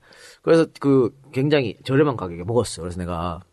고마워서? 이렇게 좋은 게 해줘서 고마운데, 혹시 나 말고 다른 우리 EJ 팬들 오면 이런 식으로 해줄 수 있냐니까, 당연히 서비스하고 해드린다고 그러더라고요. 그래서, 그래요? 그럼 내가 공짜로 광고 한번 해줄게요. 라고 해서 설명드립니다. 연천의 한우 풍경이라는 곳이니까, 뭐, 검색하셔서 한번 캠핑 가고 싶으면 찾아가 보시기 바랍니다. 이거 그냥, 글램핑이어서, 몸만 가면 되더라고, 몸만. 우리 같이 텐트 치고 이런 거 존나 싫어하잖아. 그냥 몸만 가면 돼요. 아니, 아까 팟캐스트의 유재석이라고 플랜카드 붙었다고요? 네. 아니, 또 팟캐스트의 유재석이라고 주장하는 사람이 또 있더구만. 네. 최욱. 미친 새끼 아니야? 아니, 최욱 씨가 내가 되게 좋아하는 채널 중에 FTV라고 낚시 방송이 있거든요. 네. 거기에서 이제 삼시라면이란 코너를 또 프로그램을 진행을 하게 됐는데 여기에서 그렇게 소개를 했나 봐. 팟캐스트 유재석 최욱 이렇게 나오네. 자꾸 내가 먼저 자꾸 그것도 따라 쓰고 지랄이야. 이거 새끼 그거 한번 경고를 줘야겠는데. 알겠습니다. 그럼 거기까지 하고 그럼 본격적으로 김창경 씨에 대해서 이야기 해보도록 하겠습니다. 1956년 충남 이제 아산 출신입니다. 아까 얘기해준 대로. 어느 자료에 또 예산 출신이라고 나오더라고요. 아산 같이 붙어 있는 동네인데 바로 옆이 아산이고 예산이거든요. 아산인지 예산인지 뭐 확실히 모르겠습니다만. 재밌는 건 요즘에 한참 인기 있는 백종원 씨. 네. 고급지주? 예? 고급지주? 고급지주가 뭐야? 그 사람 말투예요. 말투가 그래요. 네. 그 백종원 씨가 이제 여기 예산 출신이죠. 이번에 아버지가 또 큰 거 한 건 해주셨죠. 했지. 또 나이 연세. 80 드시고 그러니까 문제방 넘어갈 힘만 있으면 한다는 그런 뭐 좋은 거 드시나 봐. 박희태는 뭐 그쯤 나이 됐는데 뭐 똑같은 거지. 그래서 골프장에서 이제 하다가 이제 아, 그래요? 네. 골프장에서 성추행한 거예요. 그래서 이분이 백승탁 씨지. 백종원 아버지. 88년부터 교육감을 했거든요. 8년 동안. 이게 아마 2년 임기일 거예요, 당시에. 최장수 교육감 기록을 갖고 있습니다. 갖고 있고, 이분이, 원래 이제 뭐, 백종원 씨 뭐, 금수저라 그러잖아. 돈이 어느 정도 있었냐면, 93년도 김대중 정부 출범하고, 공직자 재산 공개했죠. 네. 그때, 전국 교육감 중에 가장 많은 돈을 신고한 사람이 이 양반이에요. 백승탁 씨. 그만큼 돈이 많았습니다. 이 돈을 어디서 샀을까? 이 사람도 아버지한테 물려받았겠죠. 백종원 씨 할아버지. 백종원 할아버지 누구지? 뭐 인터넷에 뭐 친일파라는 얘기가 있어서 확인 안 된 얘기죠. 확인 안 된 얘기죠. 백종원 씨는 아니라고. 근데 제가 아는 바로는 경찰 출신입니다. 거기까지만. 이승만 정권 때 경찰서장을 그러니까 순사 출신이란 얘기예요? 아니요. 이승만 장관한테 경찰 소장을 하셨고. 할아버님이? 그건 순사 출신 내가 알 수가 없지. 모르죠. 그건. 모르고. 하여튼 그런데 사실 이승만 정권 때만 해도요. 군보다 경찰 파워가 더 셌습니다. 훨씬 그렇죠. 셌습니다. 군의 파워 센 건 박정희 때부터고 이승만 때까지는 경무대 막 곽승조 이런 애들 다 경찰 아니야. 그렇죠. 경찰 파워가 세기 때문에 그 경찰 할아버지의 힘이 이제 거기까지만. 네, 알겠습니다. 막가 아무나 막 다 막가 이제는 아유 씨. 그래 예산하니까 생각이 나서 말을 했던 거고. 당황하지 말고. 네. 그 김창경은 신리 초등학교와 구화 중학교를 졸업했는데요. 이게 다입니다. 학력에 전부죠. 나중에 이제 검정고시 쳐가지고 전문대를 졸업했습니다. 근데 이 중졸 학력밖에 없었던 사람이 군에서 제대한 뒤부터 갑자기 서울대 법대생을 사칭하기 시작합니다. 와, 세게 사칭하는데. 한라면 서울대 법대야. 하려면 크게 가야지. 한라면 정도는 해야 되는 거지. 아니, 그리고 의대하기는 좀 또 그렇잖아. 아니, 그때는 서울대 법대 최고였지. 의대보다 더 셌죠. 당시에는. 70년대니까. 자, 이 양반이 어떻게 해서 서울대 법대생을 사칭하기 시작했냐? 1978년에요. 군복무를 하게 되는데 군 복무 중에 우연하게 서울대 법대생을 만납니다. 만나가지고 그 서울대 법대생한테 얘기를 하죠. 와, 나도 그 검정고시로 서울대 법대 합격한 뒤에 바로 여기 군대 입대했는데? 그래? 이렇게. 우리 학교, 갔네? 그렇게 동문이네? 그렇게 돼가지고 제대 직후인 1980년대부터 복학생인 양 학교에 다니기 시작했습니다. 학교를 다녀버립니다. 학교에 다닙니다. 서울대 다닙니다. 그 군대에서 알았던 그 서울대생, 그 양반의 76학번이었거든요. 76학번이었는데 그 법대생이 군을 제대하고 신입생 환영회 때 이 김창경을 데리고 후배들 앞에 가요. 그래서 야, 나 군동기인데 얘도 같은 거야. 네 선배야. 그렇지. 그렇게 된 거예요. 그래가지고 이때 후배들이 누구였냐? 79학번 후배들이었습니다. 79학번 후배들한테 소개를 했는데 이 79학번들이요. 2학년 때 79학번 2학년이 언제입니까? 80년도 아니에요? 광주 민주화운동이 있었죠. 네. 그래서 한 학기 수업을 받지 못했어요. 1학년 1학기 수업을 받지 못해가지고 선배들 얼굴을 못 본 거야. 잘 몰라. 잘 몰라. 합격해놓고 수업이 없었구나. 없었으니까. 그때 2학기 때 갑자기 복학학생 선배들이 갑자기 우르르 나타난 거야. 그 중에 한 명이 김창경이었고 당연히 우리과 선배들하고 같이 다니니까 저 선배도 우리과 선배네 이렇게 생각한 겁니다. 야, 이건 단순히 소주 한 잔 얻어먹으려고 남의 과에 가서 나도 니네 과야. 그 수준이 아니야. 그 수준이 아닙니다. 자, 볼까요? 법대생들과 어울려서 강의까지 들었습니다. 강의까지 듣고요. 각종 모임에 참가했으며 서울대 검정고시 출신 학생 대표까지 맡습니다. 또 사자들의 특징 뭐예요? 이빨이 좋지. 이빨 좋잖아. 이빨하고 또 아까 뭐라 했습니까? 넉살이 좋아요. 넉살에다가 또 이제 기마이. 응. 응. 기마이 좋지. 이러니까 다 넘어간 거예요. 너 개새끼야. 근데 기마이도 뭔가 있어야 하는 거야. 막 그러면 못합니다. 너 돈도 있잖아, 이 새끼야. 그러니까. 자, 그리고 이 법학과 복학생 모임인 법우회 여기 대표도 맡았습니다. 미치겠다. 3년 동안 학교를 다녀요. 그렇게 적극 학교 생활에 참석해서 다른 사람이 가짜 서울대생이라고 의심하지 못하도록 만들었습니다. 그리고 또 아까 학교를 갔다 했지 않습니까? 시험도 쳤어요. 야. 중간고사, 기말고사 다 쳤어. 아니, 근데 내가 이게 안 걸리는 게 가능하다고 생각이 되는 게 지금이야 완전히 전산 시스템으로 학생들 이름이며 소속이며 그런 게 다 데이터베이스에 저장이 돼 있을 텐데 이땐 거의 시작업일 거 아니야. 그러다 보니까 저 출석 안 부르셨습니다. 그럼 자넨 누군가 이름이 요번에 복학한 김창경입니다. 김창경. 그래. 적어가지고 다음부터 불러. 다음부터 김창경. 네. 그리고 김창경 시험을 몇 개 못 봤어? 막 이런 식으로 얘기가 가능하거든. 맞아. 옛날에 우리 때도 교양 수업 들어가면 처음에 왜 수업 바꾸고 하잖아요. 그러면 내가 이제 수업을 바꿔서 들어가잖아? 늦게 등록을 했어. 그러면 밑에 그냥 수기로 썼어요. 네. 수기로 쓰고 그걸로 등록했어. 근데 나중에 이제 사자라는 걸 발견하고 동료들이 의심스럽잖아. 근데 제일 의심스러운 게 뭐냐? 저 형이 김창경 사자가 시험을 어떻게 쳤지? 시험 치는 걸 봤어 옆에서. 답안지를 어떻게 작성했냐는 거야. 그렇지. 중졸밖에 안 되는데. 그러니까 그게 의심스럽다. 뭐 어떻게 작성했을까라고 생각한다는 거예요. 그 어디 어디서 일해가지고 맞다 법무사 사무실인가 어디에서 일을 해가지고 중학교 졸업하고 이제 일하기 시작하면서 거기에서 주워 들은 지식이 있었다는 걸 뭐 제가 수업을 맨날 들었으니까 수업을 들었잖아. 그렇죠. 예. 자, 그래서 이제 79학번들하고 너무 친하게 지냈다는 거예요. 같이 이제 학교를 다녔으니까 같은 학년이니까. 그래서 후배들 사이에서 창경이 형으로 불렸답니다. 창경이 형 이렇게 수업은 물론이고. 시험도 쳤다 했지 않습니까? MT 당연히 참가했죠. MT 가고 미팅도 함께 했다 그럽니다. 또 이런 양반들이 MT 이런 데 나가면은 또 이게 판짜고 노는 거 잘해요. 분위기 잘 잘합니다. 잡아요. 그럼요. 리더가 되는 거죠. 야, 이 작가 잘하잖아 그런 거. 이 작가 뭐 사회 한번 보면은 장난 아니라는 소문이 있어요. 예. 이래서 김창경 씨가 82년 1월에 명문대 강학과 출신의 간호사와 결혼을 하는데 말이죠. 결혼도 그럼 사기로 했을까? 사기지. 그 아내는 서울대 법대생인 줄 알고 결혼한 거죠. 자, 주례를 누가 했냐? 서울대 법대의 황적인 교수가 주례를 했어. 교수까지 속였어. 교수는 뭔 죄야? 교수가 속였어. 그래서 이 사건으로 황적인 교수가 엄청난 충격을 받았고요. 이후에 어떠한 주례도 서지 않았다고 합니다. 나 주례 안 서 이제. 야, 그렇죠. 그리고 이 법대 친구들은요, 결혼 선물로 냉장고를 사줬다. 아니, 당시에 냉장고면은 굉장히 그렇죠. 고가였어요. 돈을 모아서 샀겠죠. 자, 그리고 83년에 졸업 앨범까지 찍습니다. 졸업 앨범. 지금도 졸업 앨범에 김창경이 사진이 있어요. 앨범에. 예. 있습니다. 예. 대단한 거 아니겠습니까? 그런데 어떻게 걸렸냐. 이렇게 완벽하게 졸업 앨범 찍어서 어떻게 걸렸냐. 이거는 또 이제 오지랖 넓은 사람들이 하나씩 있지 않습니까? 그렇죠. 그 사람이 발견된 건데 이제 79학번 후배지. 김창경 후배 석동현이라고 서울대 법대 후배 변호사 지금 변호사입니다.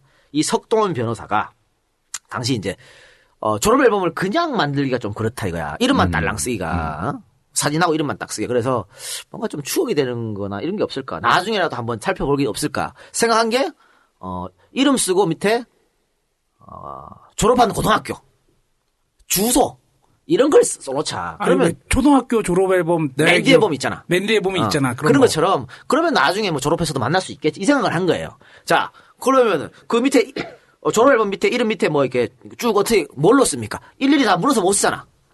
학적부를 갖고 왔어야지. 근데 학적부를 딱 갖고 와가지고 자 당시에 한 120명 졸업했답니다. 네. 후배 선배 다 합쳐서 120명 졸업해. 딱 해야 돼. 120명 중에 단 한 명만 학적부에 이름이 없어. 잠깐만. 얘 사진엔 있는데 왜 학적부엔 없지? 유령이야? 창경이 형 없는데? 설마 에이 창경이 형인데. 물어봤겠죠 창경이 형한테. 형 학적부 이름이 없어요 하니까 그거 배 아파 이렇게 뭐 둘러대면서 빠져나갔다는 거예요. 그래서 결국 이래서 발견되는데요. 내가 그래가지고 석동현 변호사를 우리 이제에 또 부르려고 또 기가 막힌 또 섭외력이 있지 않습니까? 네. 부르려고 했더니 이 양반이 새누리당 공천 신청했더라고. 어머. 아이고야. 그리고 새누리당 추천으로 세월호 그 조사위원이 됐어. 그래서 안 불렀습니다. 어쨌든 그랬고 그래서 이제 발각이 됐는데 중요한 거는 아직도 그 졸업 앨범은 있다는 거. 그러니까 그 졸업 앨범에 이게 지울 수 없으니까 나중에 발견됐으니까. 그래서 김창경 그 사진은 그대로 나갔습니다. 단 한 명씩 나오는 거 있잖아요. 네. 사진에 네. 그 한 명씩 나온 건 없어. 지웠어. 이래서 그러니까 그룹별로 이제 단체 사진은 김창경이 있어요. 그거는 못 지우니까 이상하잖아. 그래서 그거는 있다라고 하는 겁니다. 그리고 이 양반의 가짜 서울대생이 그럼 여기서 종료가 됐냐? 아니다. 계속해서 이어집니다. 그 경찰 수사 과정에서 드러난 건데요. 졸업 후에 갖겠다면서 자신이 가해를 했던 학생 집을 담보로 은행 융자를 받았습니다. 야 대단한 이빨이야 이 정도면. 야 학생 집까지. 자, 그 학생한테는 가해를 어떻게 했을까요? 나 서울대 법대생이라고 속이고 가해를 했겠죠. 나 서울대 법대생이고 사시 1차를 패스했습니다. 이렇게 속여가지고 그 집에 가해를 들어가가지고 그 집 담보로 은행 융자를 받았고요. 또 가해비는 당연히 받았을 거 아닙니까? 가해비는 물론이고 학과 눈치경비라고 특별경비를 받아가지고 이건 40만 원을 또 따로 받았답니다. 이렇게 해갖고 총 1,600만 원을 가로챘다. 야 당시 1,600만 원이면 장난 아닌데. 엄청난 금액이죠. 지금 뭐 억대입니다. 그때 복권이 100만 원이었나? 1등이요? 네, 100만 원에서 1억 넘어가는 고시기였어요. 최고 1,000만 금액이. 1,000만 원? 3,000만 원? 하여튼 그렇게 높지 않았어요. 80년대 초반이니까. 그러니까 그때 뭐 공무원들 봉급해봐야 뭐 몇십만 원? 아예 우리 저 자경자 특집에서 나왔잖아. 일반 대기업 봉급이 30만 원이었다고. 그럼 1,600만 원 엄청난 금액이 일어날 수 있고. 그래서 나중에 이 법대생들이 안 그래도 배신감 느꼈는데 3년간 나랑 같이 다닌 창경이 씨발 사짜였어? 배신감 느꼈는데 그 애 가외한 애까지 속여가지고 돈을 수기 갔다니까 열받아가지고 우리 개망신 준 거 아니야? 집에 쳐들어갑니다. 창경이 집에 쳐들어갑니다. 나와 씨발. 쳐들어갔는데요. 창경 형 아들을 출산하고 때마침. 아우 애 아빠 지금 자리 비웠는데 왜 이렇게 울지? 그 모습을 보고 아무 말도 못하고 후배들이 돌아왔다 그럽니다. 아니 내가 예전에 곧 대학교 졸업하고 이렇게 앉아 있는데 이제 대학원에서 이제 공부하고 있는데 전화가 또 오더라고. 종훈이? 예. 누구세요? 그랬더니 나야 나 무게 선배. 나 누군지 잘 안녕하세요. 그래 뭐 내가 지금 언론사에 있는데 혹시 나중에라도 우리 뭐 경제나 그런 거 관심 있으면은 우리 신문사 신문 좀 봐. 근데 아무개는 잘 있니? 그래서 아니 뭐 잘 있을 거예요 그랬는데 걔가 내 바로 앞에 졸업 앨범 그 사진을 찍었던 애인 거야. 그러니까 졸업 앨범 보고 그 신문 팔라고 엮어가지고 나 선배 누군데 그렇게 엮은 것 같아. 야, 그 새끼 그 걸대 새끼 사기를 치려면 김창경처럼 쳐. 그 신문 사진 팔아먹으려고 그렇지 사기를 치고 있어. 참, 네. 에휴. 김창경이 이제 가짜 서울대생이란 게 발각됐잖아요. 이렇게 발각된 다음에도 법대 동문들과 연락을 끊지 않았습니다. 이게 그게 가능한 게 서울대 법대가 사람이 많잖아요. 이거를 아는 사람들이나 아는 거지. 모르는 사람 모르지. 또 인맥 쌓기 위해서. 그리고 그의 학력 쌓기는 계속 되는데요. 1985년 9월에 김창경이 대우그룹에 입사를 합니다. 이때 이력서 학력란에 아주 당당하게 당연히 서울대학교 법대 졸업 이렇게 표기를 하고 입사까지 성공을 했다고 그래요. 또 워낙에 또 뻐꾸기가 좋잖아. 그러니까 면접 볼 때 김창경 씨 대우그룹에 입사하면은 뭐 그럼 제가 3개를 뭐 그렇게 했겠지. 그러나 입사 3개월 만에 또 대우가 보통그룹인가? 학력이 좋아 드러난 거야. 그래서 바로 잘리고. 그리고 미래저축은행 대표가 된 뒤에도 동문이라고 사칭하면서 서울대 법대 출신 인사를 영입하기도 했다고 전해집니다. 이 옆에서 자꾸 이런 사자들이 옆에서 이런 식으로 뭐 위조를 했어도요. 자꾸 비벼대면서 관리하면 또 그래 사람은 좋은데 또 뭐 그게 뭐라고 이렇게 엮어가는 거예요. 그럴 수 있지. 그런데 여기서 진짜 충격적인 반전이 있어요. 네. 서울대 얼마 전까지요. 지금은 제가 확인을 못했는데 얼마 전까지 서울대학교 법과대학 동창회 인터넷에서 검색을 하면 김창경이 동문으로 떴습니다. 실제로. 그건 뭐냐면 김창경이 그 서울대 대학원 최고 경영자 과정을 다녔거든. 그렇죠. 그래서 최고 경영자 과정 다녀가지고 거기 아마 넣어줬을 거예요. 고대는 그렇다며요. 수희 아저씨도 다 동문이라며. 교우. 네, 교우. 그래서 동문이란 얘기가 없다며 거긴. 네. 그러니까 학교마다의 뭐 학풍이나 분위기 다르니까 이 서울대 법대 ALP 최고 지도자 과정 10기 이 원우 자격으로 동창명부에 올라갔다 그러는데 이 서울대도 벨이 없는 건지 아니면 진짜 관리가 안 되는 건지 학교가 방대해서 관심이 없는 거야 이런 거에. 자, 김창경은 이렇게 타고난 언변과 사교성을 바탕으로 이런저런 사업을 벌입니다.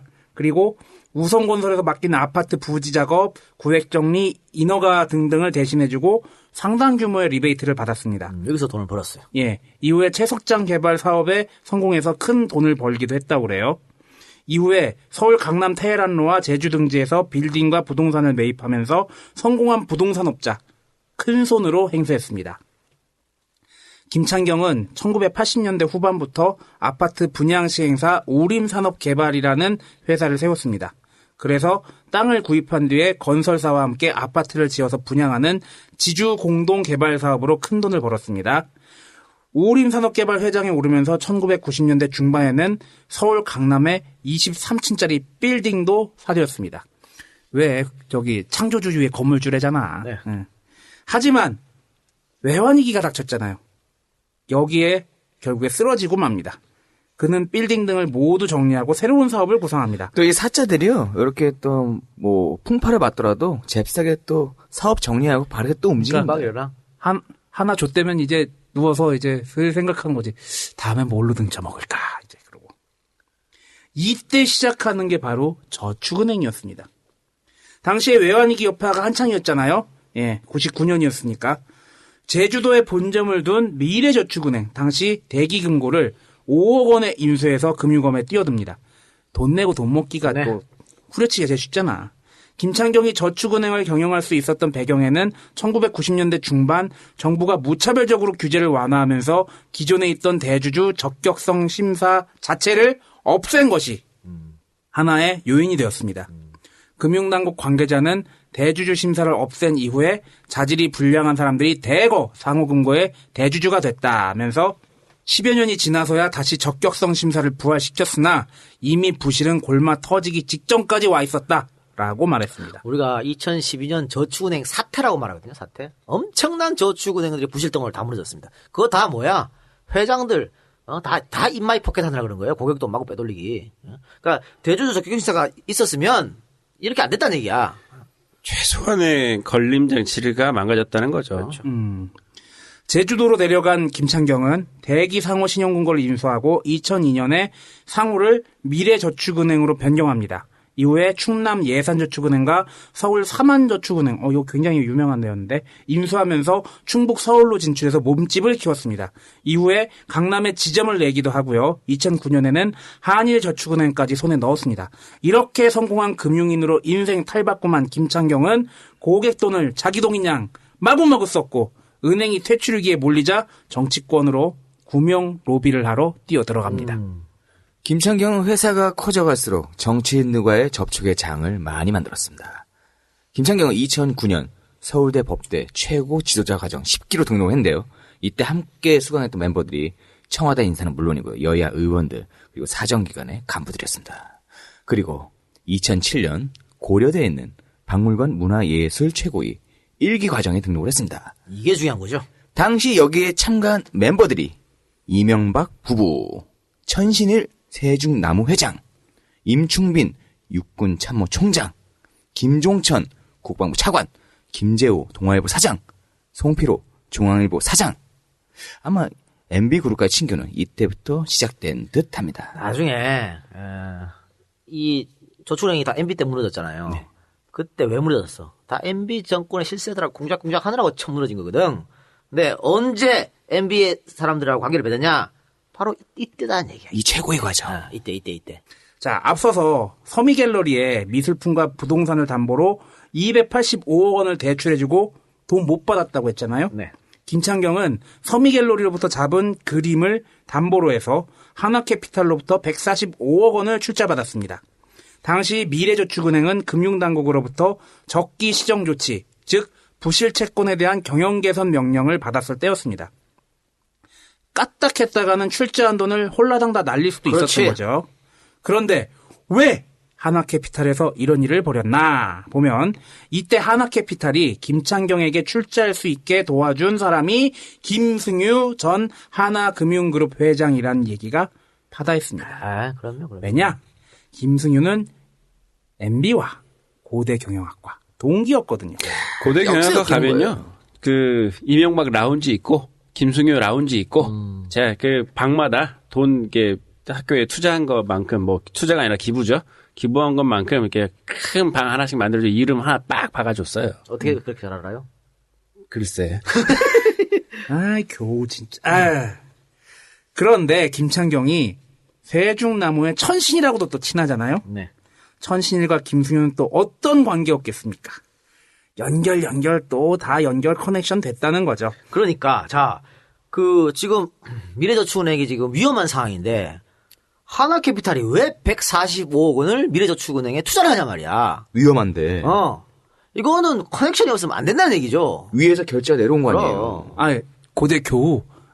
우리 회사가 조금 불안한데. 그렇지. 저기 돈 좀 급하게 좀 융통 좀 해줘요. 또 알잖아 우리끼리. 그러니까 바로 이제 해준 게 아닌가. 예. 실제로 하나은행은 2010년 7월 김창경 소유의 충남 아름다운 CC 골프장 회원권 18억 원어치를 구입한 적이 있었습니다. 여기에 대해서 하나은행은 글로벌 금융위기 이후 기존 골프장 회원권을 모두 매각한 후 다시 매입하는 과정에서 이용 조건 대비 가격이 쌌기 때문에 그 골프장의 회원권을 샀다라고 말했지만 씨알도 안 먹힐 얘기죠. 다른 골프장에 비해서 회원권 가격 결코 싸지 않았고요. 서울에서 경기도에도 골프장이 많은데. 그렇지. 저 충남 아산이면은 그 원주보다 가까울려나 나 잘 모르지. 그때는 멀어서 잘 모르겠어요. 여기 하여튼 지금도 가려면요. 길 막히면 한 3-4시간 걸려요. 거기까지 가서 골프를 칠 이유가 없지. 하나도 없었다는 거지. 뭔가 씨발 커넥션이 있으니까 내가 사주고 그런 거 아니야? 아니면 경기도 가까운데 골프장이 얼마나 많은데 서울 군게 왜 그 먼 데까지 가서 골프를 쳐?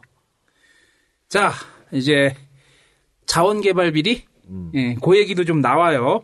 미래상호저축은행은 카메룬 다이아몬드 광산 매장량을 부풀려서 주가를 조작한 혐의로 검찰 수사를 받았던 CNK 인터내셔널의 제2대 주주였습니다. 돈을 얼마나 갖다 쳐왔으면. 박영준 전 국무총리실 국무차장 등 이명박 정부 실세들이 이 사건에 연루됐다는 의혹을 받고 당연하죠. 이거 여러분들 이 CNK가 2010년 말에 주가가 2,000원이었습니다. 한 주에 2,000원이었는데 1년 뒤에 얼마로 뛰냐? 18,500원까지 치솟았습니다. 몇 배입니까 이거? 거의 한 10배가량 뛴 거죠? 예? 그러고 나서 고위에 앉아있는 사람들은 먹튀한 거야. 고점에 올랐을 때 팔고 튄 거죠. 근데 이게 어떻게 됐냐? 2010년 12월에요. 당시 외교통상부가 CNK가 아프리카 카메룬에서 최소 4억 2천만 캐럿에 달하는 다이아몬드 개발권을 획득했다는 내용의 보도자료를 발표한 거야. 씨발. 그냥 보도자료잖아. 이 보도자 이거 보고 전부 다 이 개미들이 여기 몰려가지고 주가가 저때 빵 뜬 거죠. 빵 그렇죠. 뜨니까 윗대가리들이 빵 떴네? 팔고 다 톡인 거야. 그 손해 누가 봤습니까? 개미지. 개미들이 다 본 거야. 이거 정부가 이따구로 했기 때문에 정부가 이런 발표를 왜 하냔 말이야. 정부가 이랬기 때문에 당시 MB 정부의 그 박준영이나 이런 관계자들이 해쳐먹지 않았냐. 이런 의심을 할 수밖에 없었던 것이죠. 나중에는 이 회사 그 부회장은 자살하겠어요. 의문의 자살. 다 이 MB 정부 박근혜는 다 이래. 자살하고 하면 거기서 끝나. 아우 씨. 이분도 자살 당했을지 몰라. 거기 가요. 또 재밌는 거 한번 볼까요? 당시 청와대에 김세욱 선임 행정관이 대기 발령 조치를 당하는 일이 벌어집니다. 대기 조치. 너 나가 이 말인데 김세욱 행정관이 누구냐면요. 김희중 행정관과 투톱. 그러니까 지금 박근혜 문고리 3인방이라고 했잖아요. 당시 MB의 문고리 2인방이라고 그랬습니다. 김세욱, 김희중. 이 두 사람. 근데 둘 다 깜빵같이. 가셨어? 둘 다 갔다. 박근혜 문고리 3인방 조심해라. 이런 말씀 드리겠습니다. 이 양반들이 그러니까 MB가 서울시장 할 때부터 친분을 맺어가지고 청와대까지 갔으니까 10년 이상 같이 간 거예요. 같이 간 인물인데 이명박의 아주 핵심 측근이라 할 수 있죠. 이런 김세욱이 2011년 8월 김창경으로부터 미래저축은행 퇴출 저지 하나은행의 미래저축은행 유상증자 참여 등 청탁을 받고 자신의 형이 운영하던 의료법인이 미래저축은행에 대해 지고 있던 채무 가운데 12억 3천만 원을 탕감해달라고 요구한 혐의, 또 김창경으로부터 6천만 원 상당의 금괴 2개, 1억 2천이죠. 이걸 받은 혐의로 구속 기소됐습니다. 말이 어렵습니까? 쉽게 풀어드리겠습니다. 자, 김세욱의 형이, 이 청와대 행정관의 형이 용인에 병원을 갖고 있었어요. 병원. 근데 이 병원이 160억 원의 부채를 갚지 못해서 법원에 법정관리 신청을 했습니다. 이 160억 원의 채무 중 농협이 120억 원을 빌려줘가지고요. 1순위 채권단이었습니다. 농협은 씨발 이거 어차피 못 받는다 120억. 어차피 못 받으니까 이거 회사 망하니까 못 받으니까 다른 데 팔자 이 채권을. 그래서 유암코라는 회사에 27억을 받고 넘겼어요.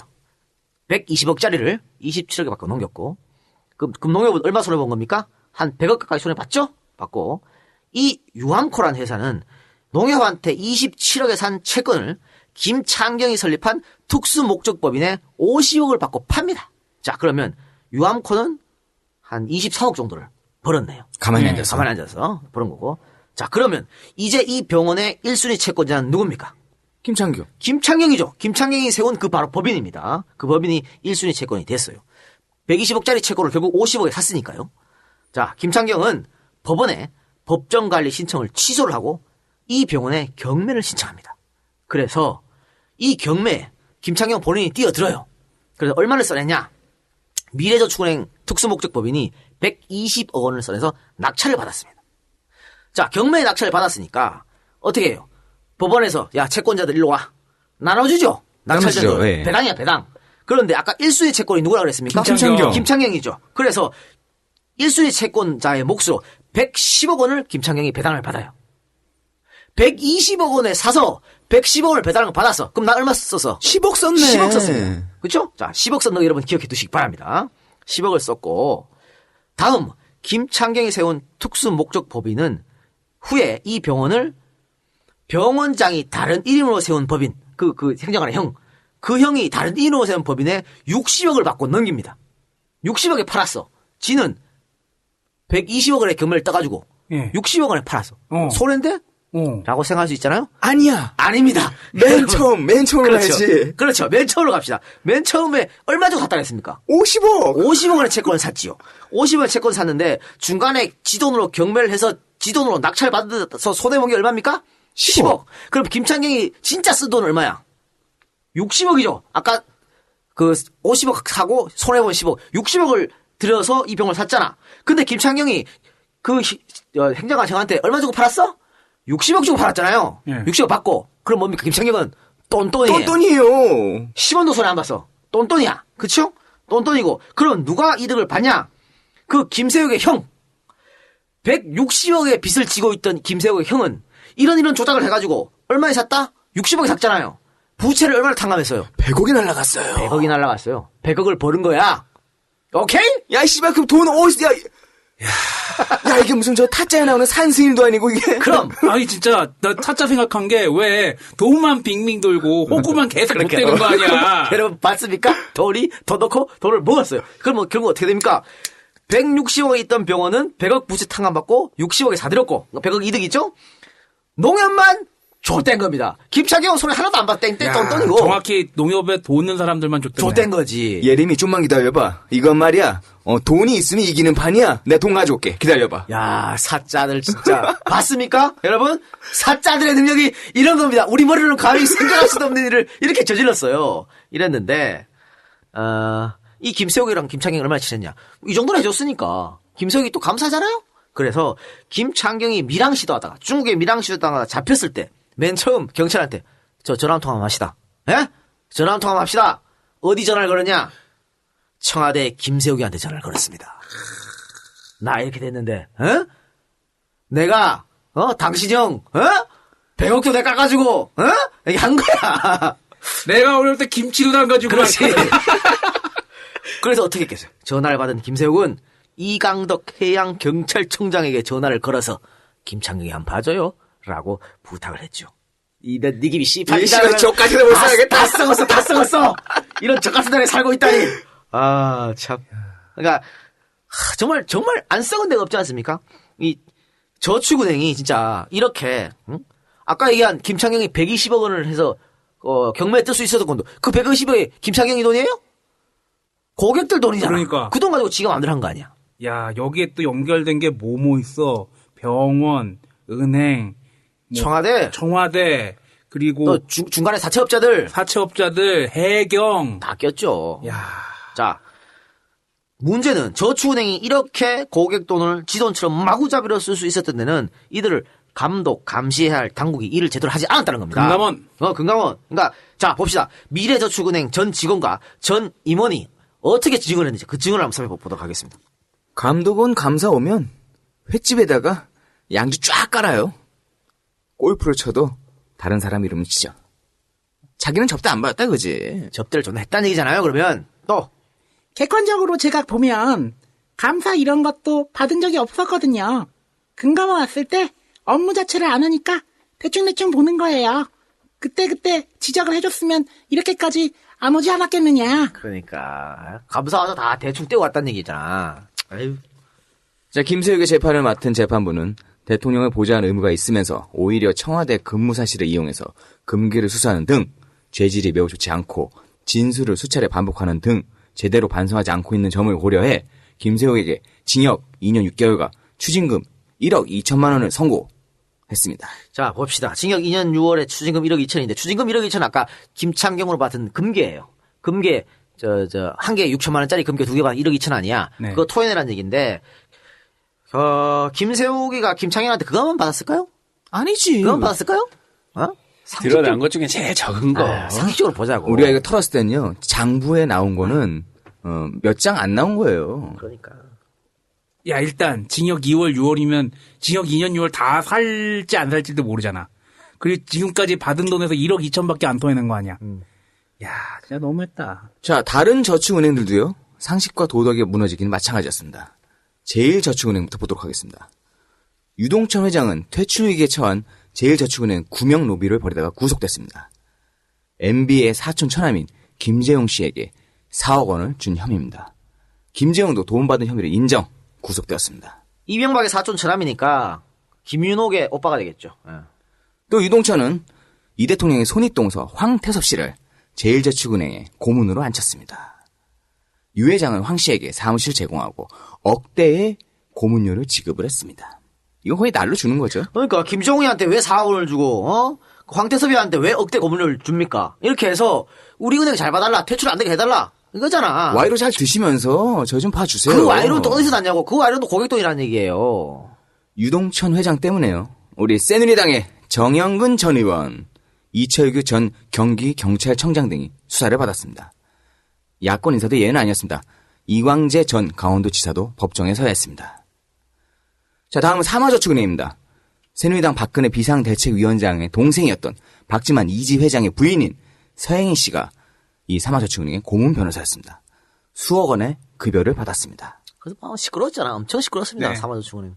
정진석 전 청와대 정무수석의 경우에는 부실 덩어리 삼화저축은행의 고문을 맡았다는 이유로 청와대에서 물러나야 했습니다. 이명박 대통령의 조카 사위 전종환 씨는 삼화저축은행 신상길 회장, 브로커 이철수 씨, MB의 보좌관 출신이었던 윤만석 씨와 함께 삼화저축은행 인수를 시도했다는 의혹을 받고 있습니다. 프라임저축은행도 있습니다. MB의 형 이상득 의원이 영업 정지된 프라임저축은행부터 퇴출을 막아달라는 청탁과 함께 수억 원의 금품을 받았다는 의혹이 제기가 됐습니다.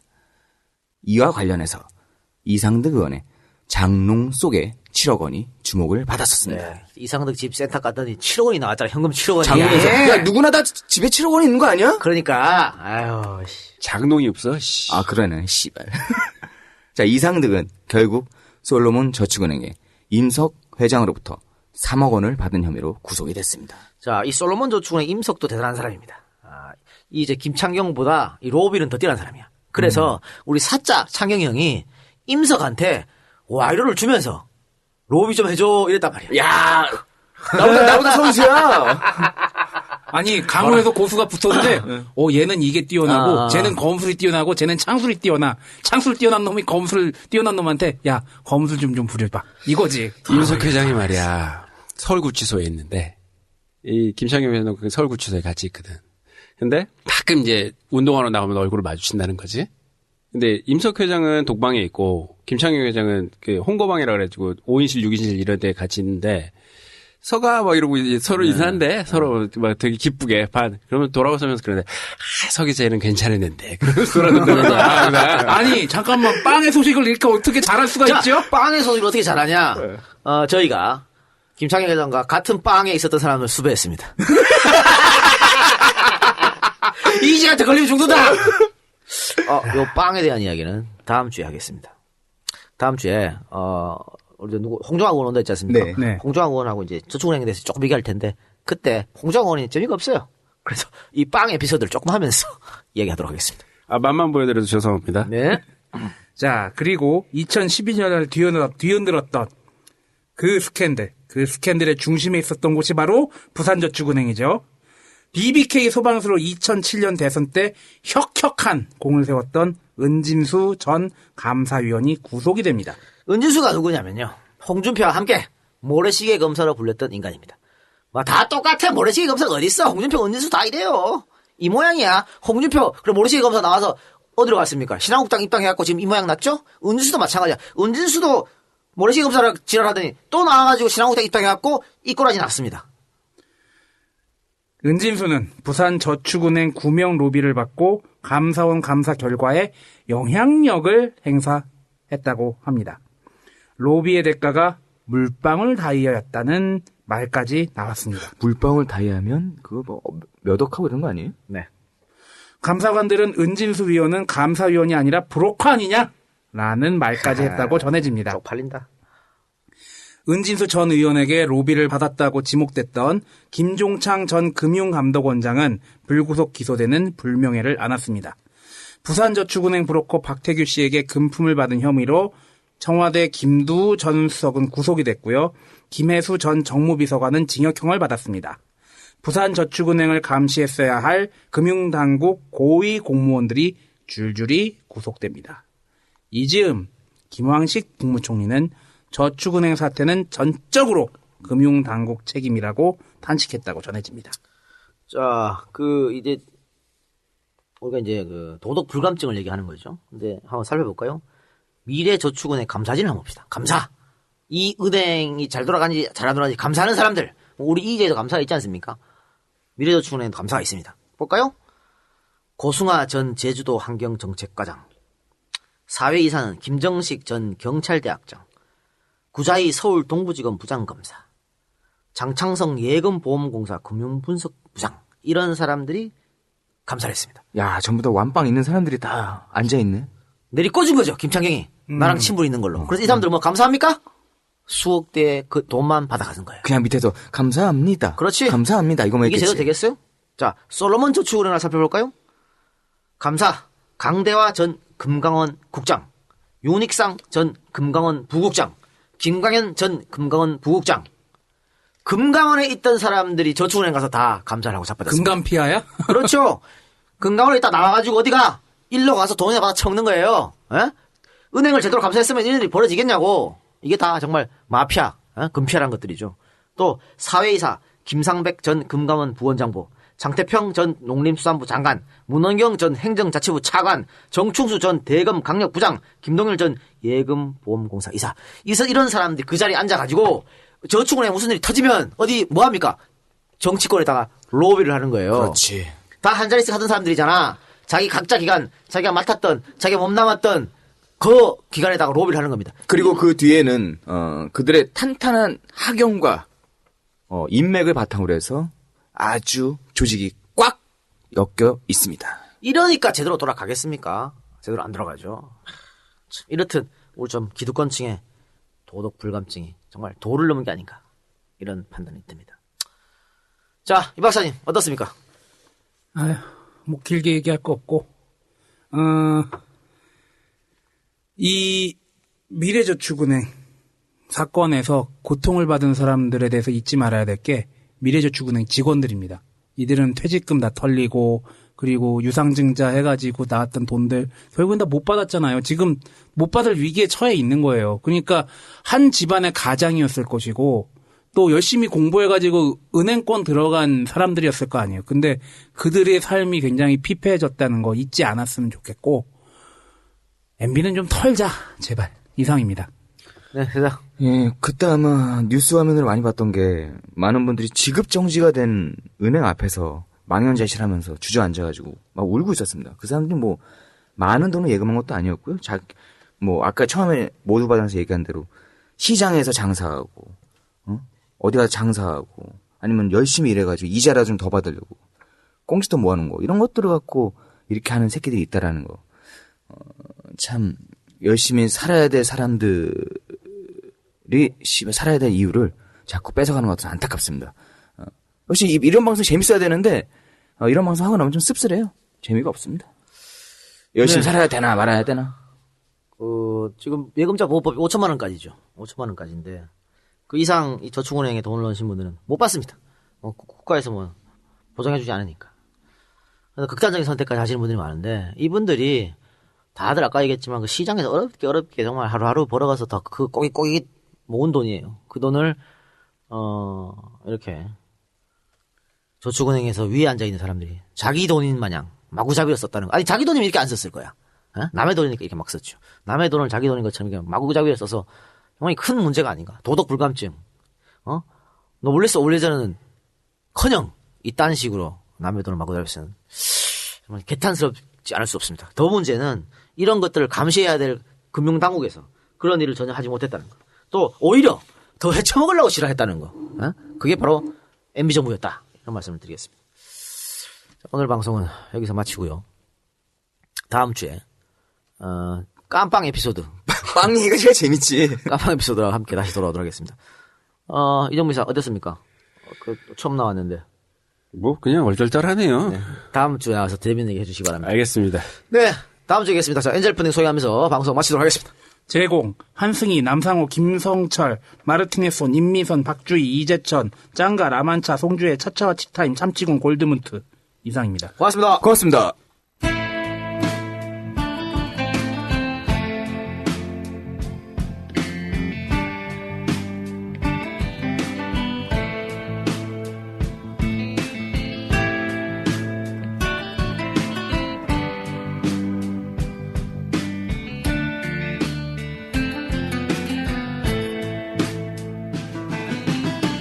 One day in the year of the fox came a time remembered well, when the strong young man of the rising sun heard the tolling of the great black bell.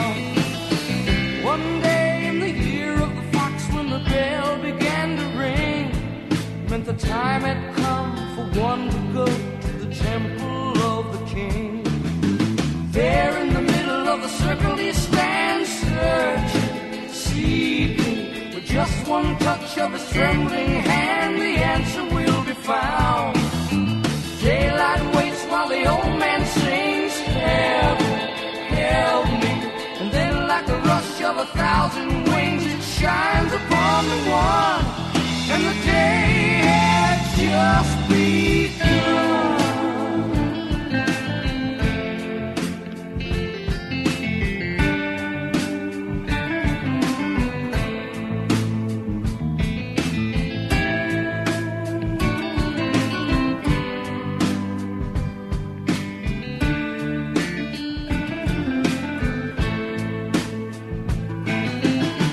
One day in the year of the fox came a time remembered well, when the strong young man of the rising sun heard the tolling of the great black bell.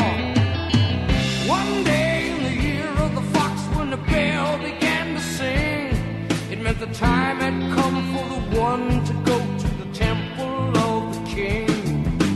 There in the middle of the people he stands, seeing, feeling, with just a wave of a strong right hand, he's gone to the temple of the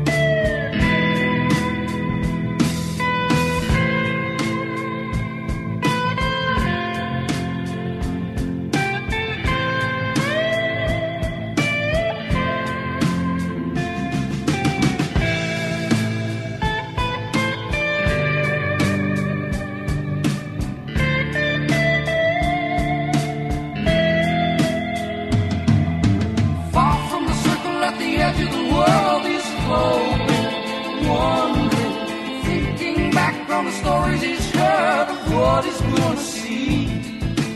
There in the middle of the circle it lies, heaven, help me. Then all could see by the shine in his eyes, the answer had been found.